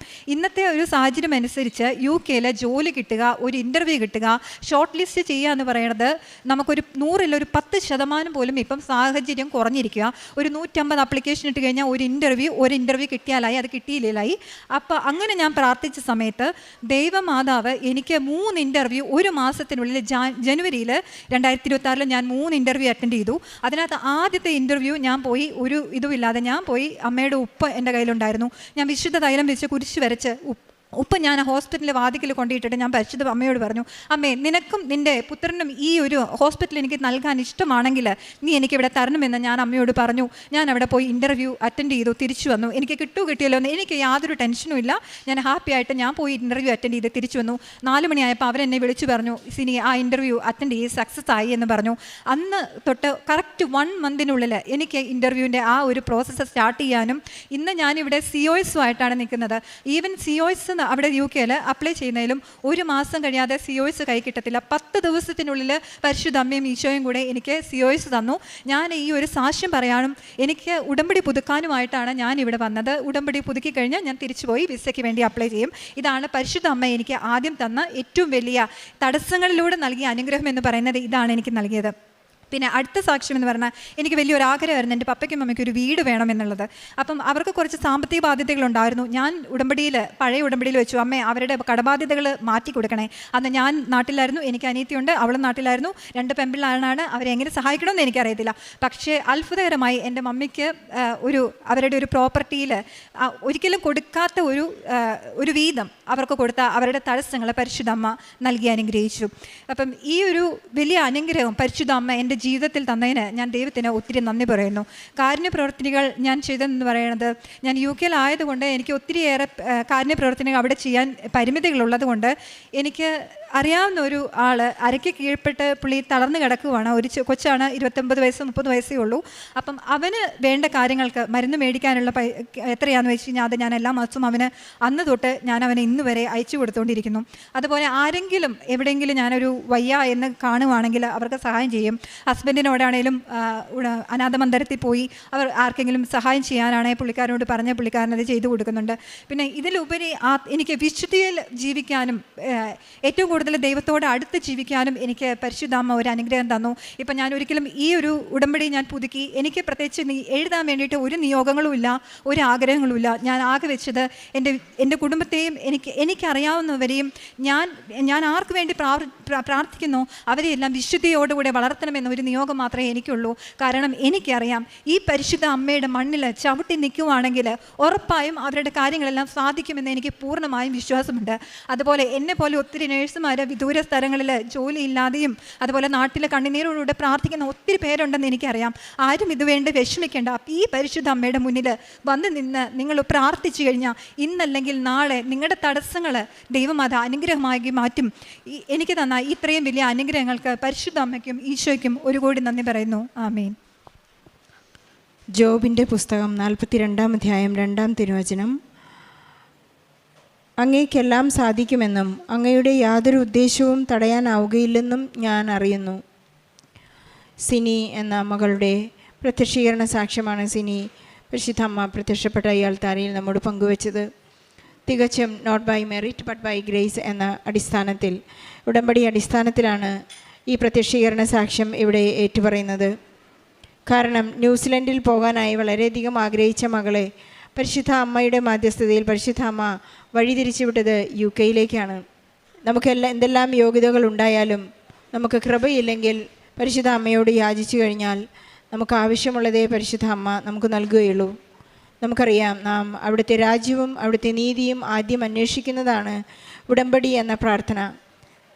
അടിയുറച്ച വിശ്വാസത്തോടും വിശ്വസ്തയോടും കൂടി നാം ദൈവത്തെ അന്വേഷിക്കുന്നതും ദൈവത്തെ സ്നേഹിക്കുന്നതും ദൈവത്തിനു വേണ്ടി സേവനം ചെയ്യുന്നതുമാണ്. ഈശോയ്ക്ക് വേണ്ടി പ്രവർത്തിക്കുന്ന ഒരു പ്രാർത്ഥനാ രീതിയാണ് ഉടമ്പടി എന്ന് നമുക്ക് മനസ്സിലാക്കാം. ന്യൂസിലാൻഡിൽ പോകാൻ ആഗ്രഹിച്ചു, പക്ഷേ മാതാവ് തിരിച്ചുവിട്ടത് ഉടമ്പടിയിൽ വളരെ ശക്തമായി പ്രാർത്ഥിച്ചെങ്കിലും അതിനൊരു ഉത്തരം ലഭിക്കാതെ വന്നപ്പോൾ സിനി ഇവിടെ വന്ന് മാതാവിനെ പേടിപ്പിക്കുകയും പീഡിപ്പിക്കുകയും ഒക്കെ ചെയ്തു. അത് കഴിഞ്ഞ് മാതാവിനോട് പറഞ്ഞൊരു ചലഞ്ചിങ് വാക്കായിരുന്നു, ഇനി എനിക്ക് എൻ്റെ കാര്യങ്ങൾ നടന്നില്ലെങ്കിൽ, എനിക്ക് വിസ തന്നില്ലെങ്കിൽ ഞാൻ ഉടമ്പടി പുതുക്കില്ല. നമുക്ക് വളരെ ഫണ്ണിയായി തോന്നും. കാരണം ഈശോ ഒരു മറുപടി ചോദ്യം നമ്മോട് ചോദിക്കുകയാണെങ്കിൽ നാം പെട്ടുപോകുന്ന ഒരവസ്ഥയിലാണ്. ഞാൻ നിന്നെ ഇത്രമാത്രം സ്നേഹിക്കുകയും പരിപാലിക്കുകയും എല്ലാം ചെയ്ത് ജോസഫ് അച്ഛൻ പറയുന്ന പോലെ നിന്നെക്കൊണ്ട് എനിക്ക് എന്തുപകാരം എന്ന് ചോദിച്ചാൽ നമ്മൾ ആ ചോദ്യത്തിന് മുമ്പിൽ നമുക്ക് വാപ്പത്തേണ്ടി വരും. നമ്മുടെ ഉടമ്പടി കൃത്യമായി അതിനുശേഷം സിനി വളരെ ആത്മാർത്ഥമായി ഉടമ്പടി ഈശോയെ സ്നേഹിക്കുവാൻ പഠിച്ചു. ഈശോയെ വളരെയധികം ആത്മാർത്ഥമായി ഏറ്റെടുത്ത് എൻ്റെ ജീവിതം ഇനി നിത്യതയിലേക്കാണ്, ഇനി എനിക്ക് വലിയ ആഗ്രഹങ്ങളൊന്നുമില്ല, എൻ്റെ കുടുംബത്തിൽ സമാധാനമുണ്ട്, ഞാൻ പ്രാർത്ഥിക്കുന്നത് എന്തും ഈശോ എനിക്ക് നൽകുന്നുണ്ട്. അങ്ങനെ ഈശോയും സിനിയുമായിട്ടുള്ള ആ കമ്മ്യൂണിക്കേഷൻ വളരെ ഫാസ്റ്റായി. അവിടെയാണ് നമുക്ക് മനസ്സിലാകുന്നത് ഉടമ്പടി പെട്രോൾ കത്തുന്നത് പോലെ കത്താൻ തുടങ്ങി. പരിശുദ്ധ അമ്മയോട് ആരെല്ലാം മാധ്യസ്ഥം അപേക്ഷിച്ച് വളരെ സ്നേഹപൂർവ്വം ഉടമ്പടി നിബന്ധനകൾ പാലിച്ചുകൊണ്ട് നാം എന്തു തന്നെ ചോദിച്ചാലും ഈശോ നമുക്ക് നൽകും എന്ന് നമുക്കറിയാം. അതുപോലെ തന്നെ സിനി ചോദിച്ചൊരു കാര്യമാണ്, എനിക്ക് 3 ഇൻ്റർവ്യൂ UK പോകാനായിട്ട് തരണം. അതൊരു അടയാളമായി സിനി മനസ്സിലാക്കി. അങ്ങനെ ആ വലിയൊരു ആഗ്രഹം ഈ മകൾക്ക് സാധിക്കുകയും ചെയ്തു. ഇന്ന് സിനി പറയുന്ന വലിയൊരു അഷ്വറൻസാണ്, ഈശോയെ അങ്ങേ വിട്ട് ഞാൻ ഒരിക്കലും എവിടെയും പോവുകയില്ല. അങ്ങ് മാത്രമാണ് ഈ ലോകത്തിൻ്റെ രക്ഷകൻ. ആകാശത്തിന് കീഴിൽ മനുഷ്യർക്കിടയിൽ രക്ഷയ്ക്കായി ഒരു നാമം മാത്രമേ ഉള്ളൂ, അത് ഈശോ ആണെന്ന് ഏറ്റുപറയാനുള്ളൊരു വലിയ ചങ്കൂറ്റം ഈ ഉടമ്പടി ജീവിതത്തിലൂടെ തൻ്റെ ജീവിതാനുഭവങ്ങളിലൂടെ സിനിക്ക് ലഭിച്ചിരിക്കുകയാണ്. നമുക്ക് ദൈവസ്നേഹത്തിലൂടെ ഈശോയെ പ്രഖ്യാപിക്കുവാനും വിശ്വാസ കൈമാറ്റം നടത്തുവാനുമുള്ള ശക്തിക്കായി കൃപയ്ക്കായി പ്രാർത്ഥിക്കാം. ഈ സാക്ഷ്യത്തോട് ചേർത്ത് വെച്ച് നമ്മുടെ എല്ലാ നിയോഗങ്ങളെയും സമർപ്പിച്ച് പ്രാർത്ഥിക്കാം. സിനിക്കും കുടുംബത്തിനും ലഭിച്ച എല്ലാ നിയോഗങ്ങൾക്കും എല്ലാ അനുഗ്രഹങ്ങൾക്കും നന്ദി പറഞ്ഞുകൊണ്ട് ഈശോയ്ക്കും പരിശുദ്ധാമ്മയ്ക്കും നല്ലൊരു കയ്യടി നൽകി. എൻ്റെ പേര് ജാസ്മിൻ ജോസഫ്, ഇതെൻ്റെ അമ്മ ഗ്രേസി ജോസഫ്. ഞങ്ങൾ പാലാ രൂപത രാമപുരം ഇടവകയിൽ നിന്നും വരുന്നു.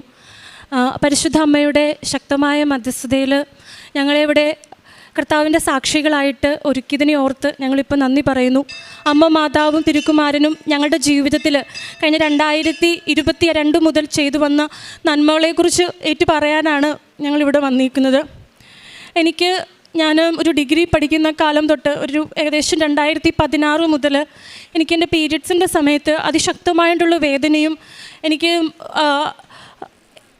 അതിനുശേഷം വല്ലാതെ ബുദ്ധിമുട്ടും കാര്യങ്ങളുമായിരുന്നു. പതിയെ അത് എല്ലാ ദിവസങ്ങളിലേക്കും അത് മാറ്റപ്പെടുകയും എനിക്ക് പഠിക്കാൻ പോലും വളരെ ബുദ്ധിമുട്ടും അനുഭവിക്കുന്ന ഒരു സാഹചര്യത്തിലേക്ക് മാറുകയും ചെയ്തായിരുന്നു. അതിനുശേഷം ഞാൻ പിന്നീട് ഹയർ സ്റ്റഡീസും കാര്യങ്ങളിലേക്കൊക്കെ പോയി. ആ സമയത്തും ഇതേ ബുദ്ധിമുട്ടുകൾ എനിക്ക് ഉണ്ടായി. ഇതിനിടയ്ക്കാണ് യൂട്യൂബിൽ പരിശുദ്ധ അമ്മയുടെ നാമത്തിലുള്ള കൃപാസനം പള്ളീനെ പറ്റി അറിയുകയും കൂടുതൽ അവിടുത്തെ സാക്ഷ്യങ്ങൾ ഞാൻ കേൾക്കാനായിട്ട് തുടങ്ങുകയും ചെയ്തത്. അപ്പോൾ എൻ്റെ ഏറ്റവും വലിയ ആഗ്രഹമായിരുന്നു, എനിക്ക് ഒരു കെമിസ്ട്രിയാണ് ഞാൻ പഠിച്ചത്, എനിക്ക് PhD ചെയ്യണം, അതിൻ്റെ ഒപ്പം എനിക്കൊരു JRF വാങ്ങി നിൽക്കണം എന്ന്. അപ്പോൾ എൻ്റെ ഈ അസുഖത്തിൻ്റെ കുറേ ബുദ്ധിമുട്ടുകൾ കാരണം എനിക്ക് നന്നായിട്ട് പഠിക്കാനൊക്കെ ആയിട്ട് ഒത്തിരിയധികം ബുദ്ധിമുട്ടുകളുണ്ടായിരുന്നു. അപ്പം ഈ കൃപാസനത്തിൽ ഓരോ വ്യക്തികളും പറഞ്ഞു വന്ന സാക്ഷ്യങ്ങൾ എന്നെ ഒത്തിരി സപ്പോർട്ട് ചെയ്തിട്ടുണ്ട്. പലപ്പോഴും ഞാൻ ഈ വേദനയൊക്കെ വീഴുമ്പോഴത്തേക്കും പഠിക്കാനായിട്ട് എനിക്കൊരു ധൈര്യമായിരുന്നു, നമ്മളെ സഹായിക്കാനായിട്ട് സ്വർഗത്തിലൊരു അമ്മയുണ്ട്, ആ അമ്മ എന്നെ സഹായിക്കുമെന്ന്. അപ്പം ഞാൻ ആ അമ്മയുടെ ശക്തമായിട്ടുള്ള പ്രാർത്ഥനയും സാക്ഷ്യവും പ്രാർത്ഥനകളും ഒക്കെ ആയിട്ട് എപ്പോഴും കൊന്തയൊക്കെ ചൊല്ലുന്നൊരു സ്വഭാവം ഉണ്ടായിരുന്നു. അതിലൂടെ എനിക്ക് ഇത്രയും ബുദ്ധിമുട്ടുകളും കാര്യങ്ങളും ഉണ്ടാകുമ്പോൾ പോലും എനിക്ക് ഓൾ ഇന്ത്യയിൽ 59ാമത്തെ റാങ്കോടുകൂടി നെറ്റും JRFും പാസ്സാകാനായിട്ട് എനിക്ക് പറ്റി. ഇന്ത്യയിലെ തന്നെ ഏറ്റവും നല്ല സ്ഥലമായിട്ടുള്ള IIT ഗാന്ധിനഗറിൽ എനിക്ക് PhDക്ക് അഡ്മിഷൻ ലഭിച്ചു. പക്ഷെ എനിക്ക് അവിടെ ചെന്നതിന് ശേഷം വീണ്ടും ശക്തമായിട്ടുള്ള ശാരീരിക ബുദ്ധിമുട്ടുകളാൽ ഞാൻ പ്രയാസപ്പെട്ടു. അപ്പം അതിനുശേഷം ഞാൻ എൻ്റെ അമ്മയോട് പറഞ്ഞു, കൃപാസനത്തിന് നമുക്കൊരു ഉടമ്പടി എടുക്കാനായിട്ടുള്ളൊരു അവസ്ഥയുണ്ട്. നമ്മൾ ഏത് ഡോക്ടറിൻ്റെ അടുത്ത് പോയാലും അവർ പറയും ഒന്നുമില്ല എല്ലാം ഓക്കെ ആണെന്ന് പറയും. അതുകൊണ്ട് എൻ്റെ മമ്മി ഒരു കൃപാസനത്തിൽ വന്ന് ഒരു ഉടമ്പടി എടുക്കാൻ തീരുമാനിച്ചു. ഇവളുടെ എന്ത് അവസ്ഥയാണെങ്കിലും പരിശുദ്ധ അമ്മേ അത് എന്താണെന്ന് ഞങ്ങൾക്കൊന്ന് വെളിപ്പെടുത്തി തരണമെന്ന് ആഗ്രഹിച്ചുകൊണ്ടാണ് ഞങ്ങൾ ആ ഉടമ്പടി എടുക്കുന്നത്. എൻ്റെ അമ്മയാണ് വന്നത്. ഞാൻ കേരളത്തിന് പുറത്തായതുകൊണ്ട് എനിക്ക് വരാനായിട്ട് പറ്റിയില്ല. അങ്ങനെ 2022 ജൂലൈയിൽ 7-ാം തീയതി എൻ്റെ അമ്മ ഇവിടെ വന്ന് ഉടമ്പടി എടുക്കുകയും 2023 ഫെബ്രുവരിയിൽ എനിക്ക് എൻ്റെ അസുഖത്തെ പറ്റിയുള്ളൊരു തിരിച്ചറിവ് ഞങ്ങൾക്ക് തരികയും ചെയ്തു. അതായത് എനിക്ക് എൻഡോമെട്രിയോസിസ് വളരെ ശക്തമായിട്ട് കൂടി എൻ്റെ ശരീരത്തിൽ പ്രത്യേകിച്ച് അബ്ഡോമിനിലെ പല ഭാഗങ്ങളിലേക്കും വ്യാപിച്ച് എൻ്റെ 2 ഓവറിയിലും ബൈലാറ്ററലായിട്ട് വലിയൊരു സിസ്റ്റ് 2 ഓവറിയിലും വളർന്നു നിൽക്കുന്നൊരു സാഹചര്യമായിരുന്നു. അപ്പം ഫെബ്രുവരിയിൽ അത് ഐഡൻറ്റിഫൈ ചെയ്തു. 15-ാം തീയതിയാണ് അത് ഐഡൻറ്റിഫൈ ചെയ്യുന്നത്. അപ്പം ഡോക്ടർ പറഞ്ഞൊരു കാര്യമുണ്ട്, ഈ എൻഡോമെട്രിയൽ സിസ്റ്റിന് അതുപോലെ തന്നെ ഈ എൻഡോമെട്രിയൽ സെൽസിന് ശരീരത്തിൻ്റെ അബ്ഡോമിൻ്റെ പല ഭാഗങ്ങളിലേക്കും വളർന്ന് അതൊരു സ്റ്റിക്കി ആയിട്ടിരിക്കുകയായിരിക്കും. അപ്പം എന്നോട് പറഞ്ഞൊരു കാര്യം, ഇത് വയറിൻ്റെ സ്റ്റൊമക്കിൻ്റെ പല ഭാഗങ്ങളിലും സ്റ്റിക്നെസ് ഉള്ളതുകൊണ്ട് പല ഭാഗങ്ങളും മുറിച്ച് കളയേണ്ടി വരും. സ്മോൾ ഇൻറ്റസ്റ്റൈൻ്റെ പല ഭാഗങ്ങൾ, ലാർജ് ഇൻറ്റസ്റ്റൈൻ, റെക്റ്റം, എൻ്റെ ഓവറിയും ഫലോപ്പിയൻ ട്യൂബും 2ഉം എടുത്ത് കളയണം എന്ന് പറഞ്ഞിട്ട് എൻ്റെ കയ്യിൽ നിന്നും കൺസെൻറ്റ് എഴുതി വാങ്ങിയാണ് എന്നെ ഓപ്പറേഷൻ തിയേറ്ററിലേക്ക് കയറ്റുന്നത്. 24-26 വയസ്സായിട്ടുള്ള ഒരു പെൺകുട്ടിയെ സംബന്ധിച്ചിടത്തോളം ഒരു ഓവറിയും ഫലോപ്പിയൻ ട്യൂബും ഒന്നുമില്ലാതെ അവളെ കൊണ്ട് എന്തൊരവസ്ഥയായിരിക്കും. എൻ്റെ മമ്മി ആ ഒരു സമയത്ത് ഇതറിഞ്ഞപ്പോൾ തൊട്ട് അതിന് മുന്നേയും ഞാൻ വന്നത് നമ്മുടെ നേർച്ചയും ഉടമ്പടി വസ്തുക്കളും ഒക്കെ എൻ്റെ വയറിൽ പുരട്ടി പ്രാർത്ഥിക്കുകയും വിശ്വാസ പ്രമാണം ചൊല്ലിയാണ് പ്രാർത്ഥിക്കുക. എപ്പോഴും കരഞ്ഞുകൊണ്ട് അമ്മയുടെ കാശ് രൂപം വെച്ചിട്ട് ഓപ്പറേഷൻ തിയേറ്ററിലേക്ക് പോകുമ്പോഴും കയ്യിൽ ഈ കാശ് രൂപം പിടിച്ചുകൊണ്ടാണ് പോയിക്കൊണ്ടിരുന്നത്. അപ്പം അന്ന് ഡോക്ടർ ഇത് എടുത്ത് കളയണമെന്ന് പറഞ്ഞു. പക്ഷേ 8 മണിക്കൂറിലെ ഓപ്പറേഷന് ശേഷം പരിശുദ്ധമ്മയുടെ ശക്തമായിട്ടുള്ള മധ്യസ്ഥതയാൽ സംഭവിച്ചത് ഓവറിയോ ഫലോപ്പിയൻ ട്യൂബോ ഒന്നും എടുത്ത് കളയാതെ എന്നെ പൂർണ്ണമായിട്ടും എങ്ങനെയോ അത് എടുത്ത് കളയാനായിട്ട് ഡോക്ടറിന് പറ്റി. ഡോക്ടർ വന്നിട്ട് പറയുന്നത്, ഒരുപാട് ഡോക്ടർമാരുടെ അകമ്പടിയോടുകൂടെയാണ് ഓപ്പറേഷൻ നടക്കുന്നത്, ഇതൊരു വലിയൊരു അത്ഭുതമായിരിക്കുന്നു. ഇതിനു മുൻപുള്ള ഇത്രയും സീരിയസ് അല്ലാത്ത കേസിൽ പോലും അത് എടുത്ത് കളയേണ്ട ഒരു സാഹചര്യം ഉണ്ടായിട്ടുണ്ട്. പക്ഷേ ഇവളുടെ എന്തോ കേസിൽ അത് എടുത്ത് കളയേണ്ട ഒരു അവസ്ഥ ഉണ്ടായിട്ടില്ല. ഇവളുടെ ഓവറിക്കും ഫലോപ്പിയൻ ട്യൂബിനും ഒന്നും പറ്റിയിട്ടില്ല. പക്ഷേ ഭാവിയിൽ ഇവൾക്ക് അമ്മയാവാനായിട്ട് ബുദ്ധിമുട്ടുണ്ടാവും. പിന്നീട് ഞങ്ങൾ ശക്തമായിട്ട് പ്രാർത്ഥിച്ചു. പക്ഷേ ഈ ഒരു സമയത്ത് എൻ്റെ വിശ്വാസമൊക്കെ ക്ഷയിച്ചു പോയി. ആ ഒരു ടൈമിൽ എൻ്റെ അമ്മ പറയുന്നുണ്ട്, നീ ഓപ്പറേഷൻ തിയേറ്ററിൽ ആയിരിക്കുന്ന സമയത്ത് നിന്നെ ഓവറിയോ ഫലോപ്പിയോ ട്യൂബോ ഒന്നും തൊട്ടിട്ടില്ല. പക്ഷെ ആയിരിക്കുന്ന സമയത്ത് ഞാൻ കണ്ടതാ പരിശുദ്ധ അമ്മേനെ. ആ അമ്മ നിൻ്റെ ഉദരത്തിലേക്ക് എന്തോ ഒരു തവിട്ട് കളർ ഒരു ദ്രാവകം ഒഴിച്ച് നിന്നെ പൂർണ്ണമായിട്ട് സൗഖ്യപ്പെടുത്തുന്നുണ്ട്. ഞാൻ പറഞ്ഞു, സൗഖ്യപ്പെടുത്തിയിട്ടെന്താ? ഇപ്പോൾ ഡോക്ടർ വന്ന് പറയുന്നത് കേട്ടില്ല, അമ്മയാവാൻ കഴിയില്ല. അവർ പറയുന്നത് ഇത്രയും പ്രായം എൻ്റെ ഒപ്പം തന്നെ ഈ സിസ്റ്ററിൻ്റെ ഒപ്പം തന്നെ കുറേയും ഓവം റിമൂവ് ചെയ്തിട്ട് പോയിട്ടുണ്ടാവും. അപ്പോൾ അങ്ങനെ പോയിട്ടുണ്ടെങ്കിൽ ഒരിക്കലും അമ്മയാവാൻ കഴിയില്ല എന്നാണ് പറഞ്ഞത്. അപ്പം ആ ഒരു ടൈമിൽ മമ്മീനോട് പറഞ്ഞു, ഇത് സുഖപ്പെടുത്താനായിട്ട് എൻ്റെ അമ്മയ്ക്ക് കഴിവുണ്ടെങ്കിൽ ഇനി നിനക്കൊരു കുഞ്ഞിനെ തരാനാണ് അമ്മയ്ക്ക് പ്രയാസം. അങ്ങനെ അമ്മയുടെ ആ വാക്കുണ്ടായിരുന്നു. പക്ഷെ ഞാൻ അന്നേരം എനിക്കൊരു വളരെ അവിശ്വാസപരമായിട്ടൊരു ഇതിലായിരുന്നു നിന്നിരുന്നത്. കാരണം ഞാനിതിനു മുന്നേ കുട്ടികളുടെയും കാര്യങ്ങൾ അറിഞ്ഞിട്ടുള്ളതിൻ്റെ ഒക്കെ ഇതിൽ ഞാൻ അങ്ങനെ നിന്നു. അതിനുശേഷം ഡോക്ടർമാർ പറഞ്ഞു, ഒരു 5 മാസം അല്ല 6 മാസത്തിനുള്ളിൽ നിങ്ങളുടെ വിവാഹം നടക്കുകയും നിങ്ങൾ ഗർഭിണിയാവുകയും ചെയ്താൽ മാത്രമേ ഒരു നോർമൽ രീതിയിൽ ഒരു കൺസീവ് ആകാനായിട്ടുള്ള സാധ്യതകൾ നിങ്ങളുടെ കാര്യത്തിലുള്ളൂ. അപ്പോൾ ഇതൊക്കെ ഒരു ചെറിയ ഷോർട്ട് സമയത്ത് നടത്തുക എന്ന് പറയുന്നത് വളരെ വളരെ അവിശ്വസനീയമായൊരു കാര്യമാണ്. അതും പിന്നീട് ഞാൻ കുറച്ചും കൂടെ മമ്മിയുടെ സപ്പോർട്ട് കൊണ്ടും മമ്മി ദിനം പ്രതി സർജറി കഴിഞ്ഞ് കിടക്കുമ്പോഴെല്ലാം ഈ ഉടമ്പടിയുടെ തൈലവും കാശുരൂപവും ഉപ്പും ഒക്കെ വെച്ച് എനിക്ക് വേണ്ടി പ്രാർത്ഥിക്കുകയൊക്കെ ചെയ്യുന്നത് കണ്ടും മമ്മിയുടെ വിശ്വാസത്തിൽ കൂടെ പരിശുദ്ധ അമ്മയോട് കൂടുതൽ ഒന്നുകൂടി അടുക്കാനും കൂട്ടുകൂടാനും ഒക്കെ എനിക്കും പറ്റി. ആ ഒരു ടൈമിൽ ഞാൻ ഒത്തിരി ശക്തമായിട്ട് പ്രാർത്ഥിച്ചു. ആ സമയത്ത് എൻ്റെ മമ്മിയും വീട്ടുകാരും ഒക്കെ കല്യാണത്തിൻ്റെ കാര്യങ്ങളൊക്കെ ആലോചിക്കാനായിട്ട് തുടങ്ങി. ആ ഒരു ടൈമിൽ നമ്മളിതൊക്കെ ഓപ്പണായിട്ട് തുറന്ന് പറഞ്ഞിട്ട് തന്നെയാണ് പല ആലോചനകളെയും നമ്മൾ അപ്രോച്ച് ചെയ്തിരുന്നത്. അങ്ങനെ എന്നെ മനസ്സിലാക്കുന്ന, എൻ്റെ സാഹചര്യങ്ങളെക്കുറിച്ച് അറിയാവുന്ന, എന്നെ അതിലും തളരാതെ കൂട്ടു നിർത്തുന്ന ഒരാളെ എനിക്ക് ഭർത്താവായിട്ട് മാതാവ് തന്നെ തിരഞ്ഞെടുത്ത് തന്നു. മമ്മി പ്രാർത്ഥിച്ചത് 2023 ഫെബ്രുവരിയിലാണ് ഓപ്പറേഷൻ നടന്നത്. മമ്മി പ്രാർത്ഥിച്ചത് ഇങ്ങനെയായിരുന്നു, മാതാവേ സെപ്റ്റംബർ 9, 2023 മുന്നേ എൻ്റെ കുഞ്ഞിൻ്റെ കല്യാണത്തിൻ്റെ കാര്യത്തിലൊരു തീരുമാനമാക്കി തരണേന്ന്. സെപ്റ്റംബർ 9, 2023 എന്ന് പറയുന്നത് എൻ്റെ ഒത്തുകല്യാണത്തിൻ്റെ ദിവസമായിരുന്നു. 2023 സെപ്റ്റംബർ 16 കെട്ട് കല്യാണവും. പരിശുദ്ധ അമ്മയുടെ ശക്തമായ മധ്യസ്ഥത കൊണ്ടൊന്നു മാത്രമാണ് അത് നടന്നത്. അതിനുശേഷം ഇപ്പം ഇതാണ് എൻ്റെ കുഞ്ഞ്. അന്ന് ഡോക്ടർമാർ എനിക്ക് പ്രസവിക്കാൻ കഴിയത്തില്ല, എൻ്റെ AMH വാല്യൂ ഒക്കെ കുറവാണെന്ന് പറഞ്ഞിട്ടും മാതാവ് തന്ന എൻ്റെ മിറാക്കിൾ ബേബിയാണ്. എൻ്റെ ഓപ്പറേഷൻ്റെ റിപ്പോർട്ടും കാര്യങ്ങളൊക്കെ തന്നവർ ചോദിച്ചത് IVF ആണോ എന്നാണ് ചോദിച്ചത്. എൻ്റെ പ്രഗ്നൻസിക്കുള്ള ND സ്കാനൊക്കെ എടുത്ത സമയത്ത് അവർ പറഞ്ഞൊരു കാര്യമുണ്ട്, she is A miracle baby. IVF ഒന്നും കൂടാതെ നാച്ചുറലായിട്ട് എൻ്റെ ദൈവം എനിക്ക് തന്ന, എൻ്റെ മാതാവ് എനിക്ക് തന്ന എൻ്റെ പൊന്നു കുഞ്ഞാണ്. എൻ്റെ മമ്മി കാരുണ്യ പ്രവർത്തനം പല വീടുകളായിട്ട് കയറി ഇറങ്ങുകയും രോഗികളെ സന്ദർശിക്കുകയും ഓട്ടോറിക്ഷകളിലും ബസ് സ്റ്റാൻഡുകളിലും ഒക്കെ പത്രം വിതരണം നടത്തുകയും രോഗികളെ സന്ദർശിക്കുകയും എല്ലാ കാര്യങ്ങളും മമ്മി ഇതിൻ്റെ ഭാഗമായിട്ട് കാരുണ്യപ്രവൃത്തിയുടെ ഭാഗമായിട്ട് ചെയ്യുമായിരുന്നു. അമ്മ മാതാവിനും തിരുക്കുമാരനും ഞങ്ങളുടെ ജീവിതത്തിൽ അമ്മ തന്ന എല്ലാ അനുഗ്രഹങ്ങൾക്കും ഞങ്ങൾ കൊടാനുകോടി നന്ദി പറഞ്ഞുകൊള്ളുന്നു. ഞാൻ ഇന്ന് എൻ്റെ മമ്മി 6 തവണ ഉടമ്പടി പുതുക്കുകയും ഇന്നാണ് എനിക്കിന്ന് ഇവിടെ വന്ന് ഉടമ്പടി എടുക്കാനുള്ളൊരു സാഹചര്യം എനിക്ക് ഉണ്ടായത്.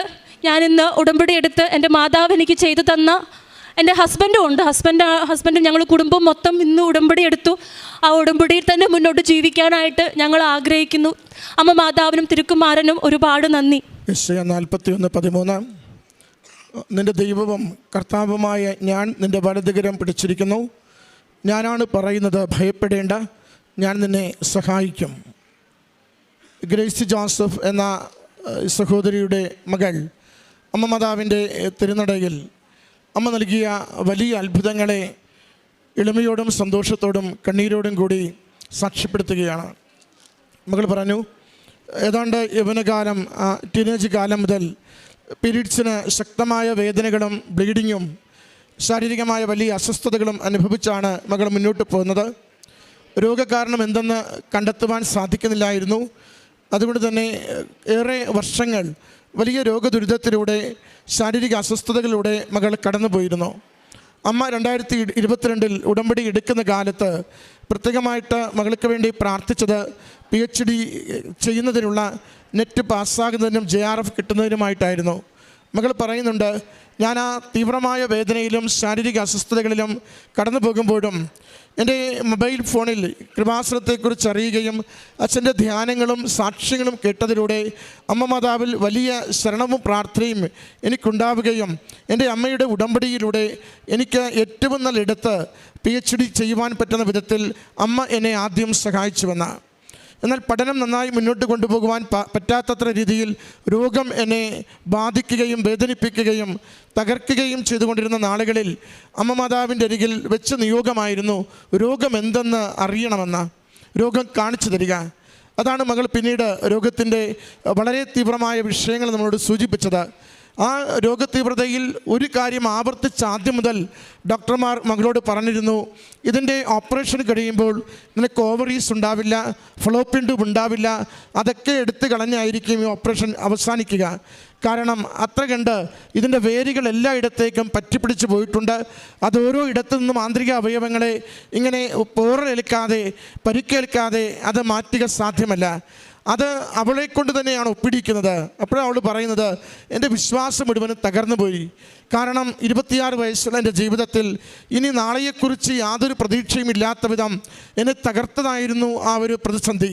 അപ്പോഴും അമ്മ മാതാവിൽ ശരണപ്പെട്ടുകൊണ്ട് മകളുടെ അമ്മ തന്നെയാണ് ഉടമ്പടി തൈലം അടിവയറ്റിൽ കുരിശടയാളം വരച്ച് വിശ്വാസ പ്രമാണം ചൊല്ലി പ്രാർത്ഥിച്ചുകൊണ്ടും ഉടമ്പടി കാശുരൂപം മകളുടെ അടിവയറ്റിനോട് ചേർത്ത് പിടിച്ച് അമ്മയുടെ വലിയ സംരക്ഷണവും സഹായവും തേടിക്കൊണ്ടും ഏറ്റവും ക്ലേശകരമായ ആ സഹന നാളുകളിൽ അമ്മയുടെ ഇടപെടലിനും സൗഖ്യപ്പെടുത്തുന്ന അമ്മയുടെ സാന്നിധ്യത്തിനും വേണ്ടി മകൾക്ക് വേണ്ടി പ്രാർത്ഥിച്ചു കൊണ്ടിരുന്നത്. മകൾ സൂചിപ്പിച്ചു, 7-8 മണിക്കൂർ നീണ്ടുനിന്ന ആ വലിയ ഓപ്പറേഷൻ കഴിയുമ്പോൾ ഡോക്ടർമാർ മകളെ കാണുന്നതിന് മുമ്പ് തന്നെ അമ്മ മകളോട് പറയുന്നുണ്ട്, മകളെ, അമ്മ മാതാവ് നിൻ്റെ അരികിൽ വരുന്നത്, തവിട്ട് നിറത്തിലൊരു ദ്രാവകം നിന്നെ ഒഴിക്കുന്നത് എൻ്റെ കണ്ണുകൊണ്ട് ഞാൻ കാണുന്നുണ്ട്. അതുകൊണ്ട് നീ ഭയപ്പെടാതിരിക്കുക, അമ്മ മാതാവ് നിനക്ക് സൗഖ്യം നൽകുമെന്ന്. അത് തന്നെ ഡോക്ടർമാർ പിന്നീട് പറയുന്നുണ്ട്, നിൻ്റെ ഓവറീസിനും നിൻ്റെ ഫലോപ്പിയൻ ട്യൂബിനും യാതൊരു ദോഷവും ഇല്ലാതെയാണ് ഈ ഓപ്പറേഷൻ ഞങ്ങൾ പൂർത്തീകരിച്ചിരിക്കുന്നതെന്ന്. ഇത് മകൾക്ക് ഒരു ആത്മവിശ്വാസം കൊടുക്കുന്നുണ്ട്. കാരണം എൻ്റെ അമ്മ മാതാവ് എൻ്റെ ശരീരം മുഴുവനും തീവ്രമായി നാശത്തിലേക്ക് പോകേണ്ട അവസ്ഥയിലേക്ക് എത്തിയെന്ന് വൈദ്യശാസ്ത്രം പറയുമ്പോഴും അതിൽ നിന്ന് എൻ്റെ ആന്തരിക അവയവങ്ങളെ സുരക്ഷിതമാക്കി രോഗത്തെ നീക്കം ചെയ്യുവാൻ അമ്മ മാതാവ് സഹായിച്ചുവെന്ന്. പിന്നീട് മകൾ, അതാണ് രണ്ടാമത്തെ സാക്ഷ്യം. ആദ്യത്തത് PhDക്കുള്ള അഡ്മിഷനാണ്. രണ്ടാമത്തത് ഈ ഓപ്പറേഷൻ അവരുടെ ആന്തരിക അവയവങ്ങളെ ബാധിക്കാതെ ചെയ്തെടുത്തതാണ്. മൂന്നാമത്തെ വിഷയം അതിൽ പറയുന്നത് ചുരുക്കം നാളുകൾക്കുള്ളിൽ വിവാഹം നടക്കണം. മകൾ പറയുന്നുണ്ട്, ഒത്തിരി പേർ വന്നു, വിവാഹാലോചന നടന്നു. ഓരോരുത്തരോടും ഈ ശാരീരിക അവസ്ഥകൾ പറയുമ്പോൾ പലരും അത് മടങ്ങിപ്പോയി. അത് വിവാഹത്തിലേക്ക് എത്തിച്ചേരുവാൻ താല്പര്യമില്ലാതെ. കാരണം ഇതൊരു പ്രോബബിലിറ്റി മാത്രമാണ്. ആശുപത്രിയിൽ നിന്ന് പോഴുമ്പോഴും ഡോക്ടർമാർ പറയുന്നുണ്ട്, കുഞ്ഞിനെക്കുറിച്ചുള്ള ചിന്ത സൂക്ഷിക്കേണ്ട, അത് നടക്കാൻ സാധ്യത ഒട്ടും തന്നെ ഇല്ല, അത്രയ്ക്ക് ആന്തരിക പ്രശ്നങ്ങളുണ്ടെന്ന്. അതുകൊണ്ട് തന്നെ ഇത് അറിഞ്ഞുകൊണ്ടൊരാൾ വിവാഹത്തിലേക്ക് എത്തിച്ചേരാത്തതായിരുന്നു മറ്റൊരു പ്രശ്നം. അപ്പോഴും മകൾ പറയുന്നുണ്ട്, എൻ്റെ അമ്മ എൻ്റെ മാതാവിൻ്റെ അരികിൽ ഡേറ്റ് ഇട്ട് പ്രാർത്ഥിച്ചു. സെപ്റ്റംബർ 9 എന്നൊരു തീയതി അമ്മ മാതാവിൻ്റെ അരികിൽ കൊടുത്തുകൊണ്ട് സമയത്തിന്മേൽ അധികാരമുള്ള അമ്മയുടെ സഹായത്താൽ എൻ്റെ ഈ മകളുടെ ജീവിതത്തിൽ വിവാഹത്തെക്കുറിച്ച് തീരുമാനമുണ്ടാകാൻ വേണ്ടി പ്രാർത്ഥിച്ചുവെന്ന്. അത് മകൾ പറയുന്നുണ്ട്, ഫെബ്രുവരിയിൽ നടക്കുന്ന ഓപ്പറേഷൻ സെപ്റ്റംബർ 9 എന്ന തീയതിയിട്ട് അമ്മയുടെ പ്രാർത്ഥന. സെപ്റ്റംബർ 9 ഒത്തുകല്യാണം നടക്കുന്നു. അതാണ് കൃപാസന മാതാവിൻ്റെ പ്രത്യേകത. നമ്മൾ ഉടമ്പടി വിശ്വസ്തയോടെ ജീവിക്കുകയും അമ്മയുടെ നാമത്തെ ആദരിക്കുകയും അമ്മ മാതാവ് അത്ഭുതകരമായി അസാധ്യമെന്ന് കരുതുന്നത് നമുക്ക് നേടിത്തരുമെന്ന ബോധ്യത്തോടു കൂടി ഉടമ്പടി നാം ജീവിക്കുവാൻ തയ്യാറാവുകയും ചെയ്യുമ്പോൾ സമയഘടികാരം നെഞ്ചിൽ ചാർത്തി ഇന്ന് ലക്ഷക്കണക്കിന് മനുഷ്യർക്ക് ജീവിത വിഷയങ്ങൾക്ക് പരിഹാരം കൊടുക്കുന്ന അതേ അമ്മ നമ്മുടെ ജീവിതത്തിൻ്റെ ഏതൊരു ഗൗരവ വിഷയത്തെയും പരിഹരിക്കപ്പെടത്തില്ല എന്ന് കരുതുന്ന പ്രശ്നത്തിന് മേലും അമ്മ കൂടെ നിന്ന് സഹായിക്കുന്നത് അനുഭവിക്കുവാനാവും. മകൾ പറഞ്ഞു, എൻ്റെ സെപ്റ്റംബർ 9 ഒത്തുകല്യാണം നടന്നു, 16 കല്യാണം നടന്നു. എനിക്ക് നോർമലായി സാധാരണ രീതിയിൽ യാതൊരു ക്ലേശവുമില്ലാതെ ഓമനത്തമുള്ളൊരു കുഞ്ഞിനെ ഒരിക്കലും പിറക്കില്ല, ഒരിക്കലും ഉദരത്തിലൊരു കുഞ്ഞ് ഉരുവാകത്തില്ല എന്ന് ഡോക്ടർമാർ പറഞ്ഞെടുത്ത് അല്പം പോലും വൈകാതെ എൻ്റെ കരങ്ങളിലേക്ക് എൻ്റെ അമ്മ ഒരു ഓമനത്തമുള്ള കുഞ്ഞിൻ്റെ വെച്ച് നൽകി ദൈവനാമത്തെ മഹത്വപ്പെടുത്തുവാൻ ഉടമ്പടി അമ്മ മാതാവിൻ്റെ പ്രത്യക്ഷീകരണത്തിന് ദൈവത്തിൻ്റെ സാക്ഷിയായി ലോകത്തിൽ ജീവിക്കുവാൻ എന്നെ സഹായിച്ചുവെന്ന്. പ്രിയമുള്ളവരെ, സാധാരണ ഒരു സാക്ഷ്യമല്ലിത്. കാരണം എൻ്റെ എല്ലാ മെഡിക്കൽ സർട്ടിഫിക്കറ്റും മുഴുവനും സാക്ഷ്യത്തോടൊപ്പം അറ്റാച്ച് ചെയ്താണ് ഈ കുടുംബം അൾത്താരയിൽ നിൽക്കുന്നത്. കാരണം എത്ര കണ്ട് അസാധ്യതകളുള്ള ഒരു ശാരീരിക അവസ്ഥ, എത്ര കണ്ട് ജീവിതത്തിൽ ഒരു തലമുറയ്ക്ക് ഇനി ജന്മം കൊടുക്കുവാനാവില്ലെന്ന് വൈദ്യശാസ്ത്രം തന്നെ മകളോട് നേരിട്ട് പറഞ്ഞ ഒരു ശാരീരിക അവസ്ഥ, ധൈര്യത്തോടെ ഒരു വ്യക്തി പോലും വിവാഹത്തിലേക്ക് എത്തിച്ചേരുവാൻ വേണ്ടി മടി കാണിക്കുന്ന മകളുടെ ഒരു ശാരീരിക അവസ്ഥ, ആ അവസ്ഥയിലേക്ക് അമ്മ മാതാവ് എല്ലാ കാര്യങ്ങളും ക്രമീകരിച്ചു കൊടുത്തുകൊണ്ട് ലോകത്തിനു മേൽ, വൈദ്യശാസ്ത്രത്തിന് മേൽ, മരുന്നിനു മേൽ, മനുഷ്യൻ്റെ ആലോചനകൾക്ക് മേൽ ദൈവശക്തിക്ക് ഇടമുണ്ടെന്ന് ഈ മകളുടെ ജീവിതത്തിലൂടെ, ഈ കുഞ്ഞിൻ്റെ ദാനത്തിലൂടെ സാക്ഷ്യപ്പെടുത്തുകയാണ്. ഈ കുടുംബത്തിന് ലഭിച്ച ഈ വലിയ അനുഗ്രഹത്തിന് അമ്മ മാതാവിനും തിരുക്കുമാരനും നന്ദി പറഞ്ഞുകൊണ്ട്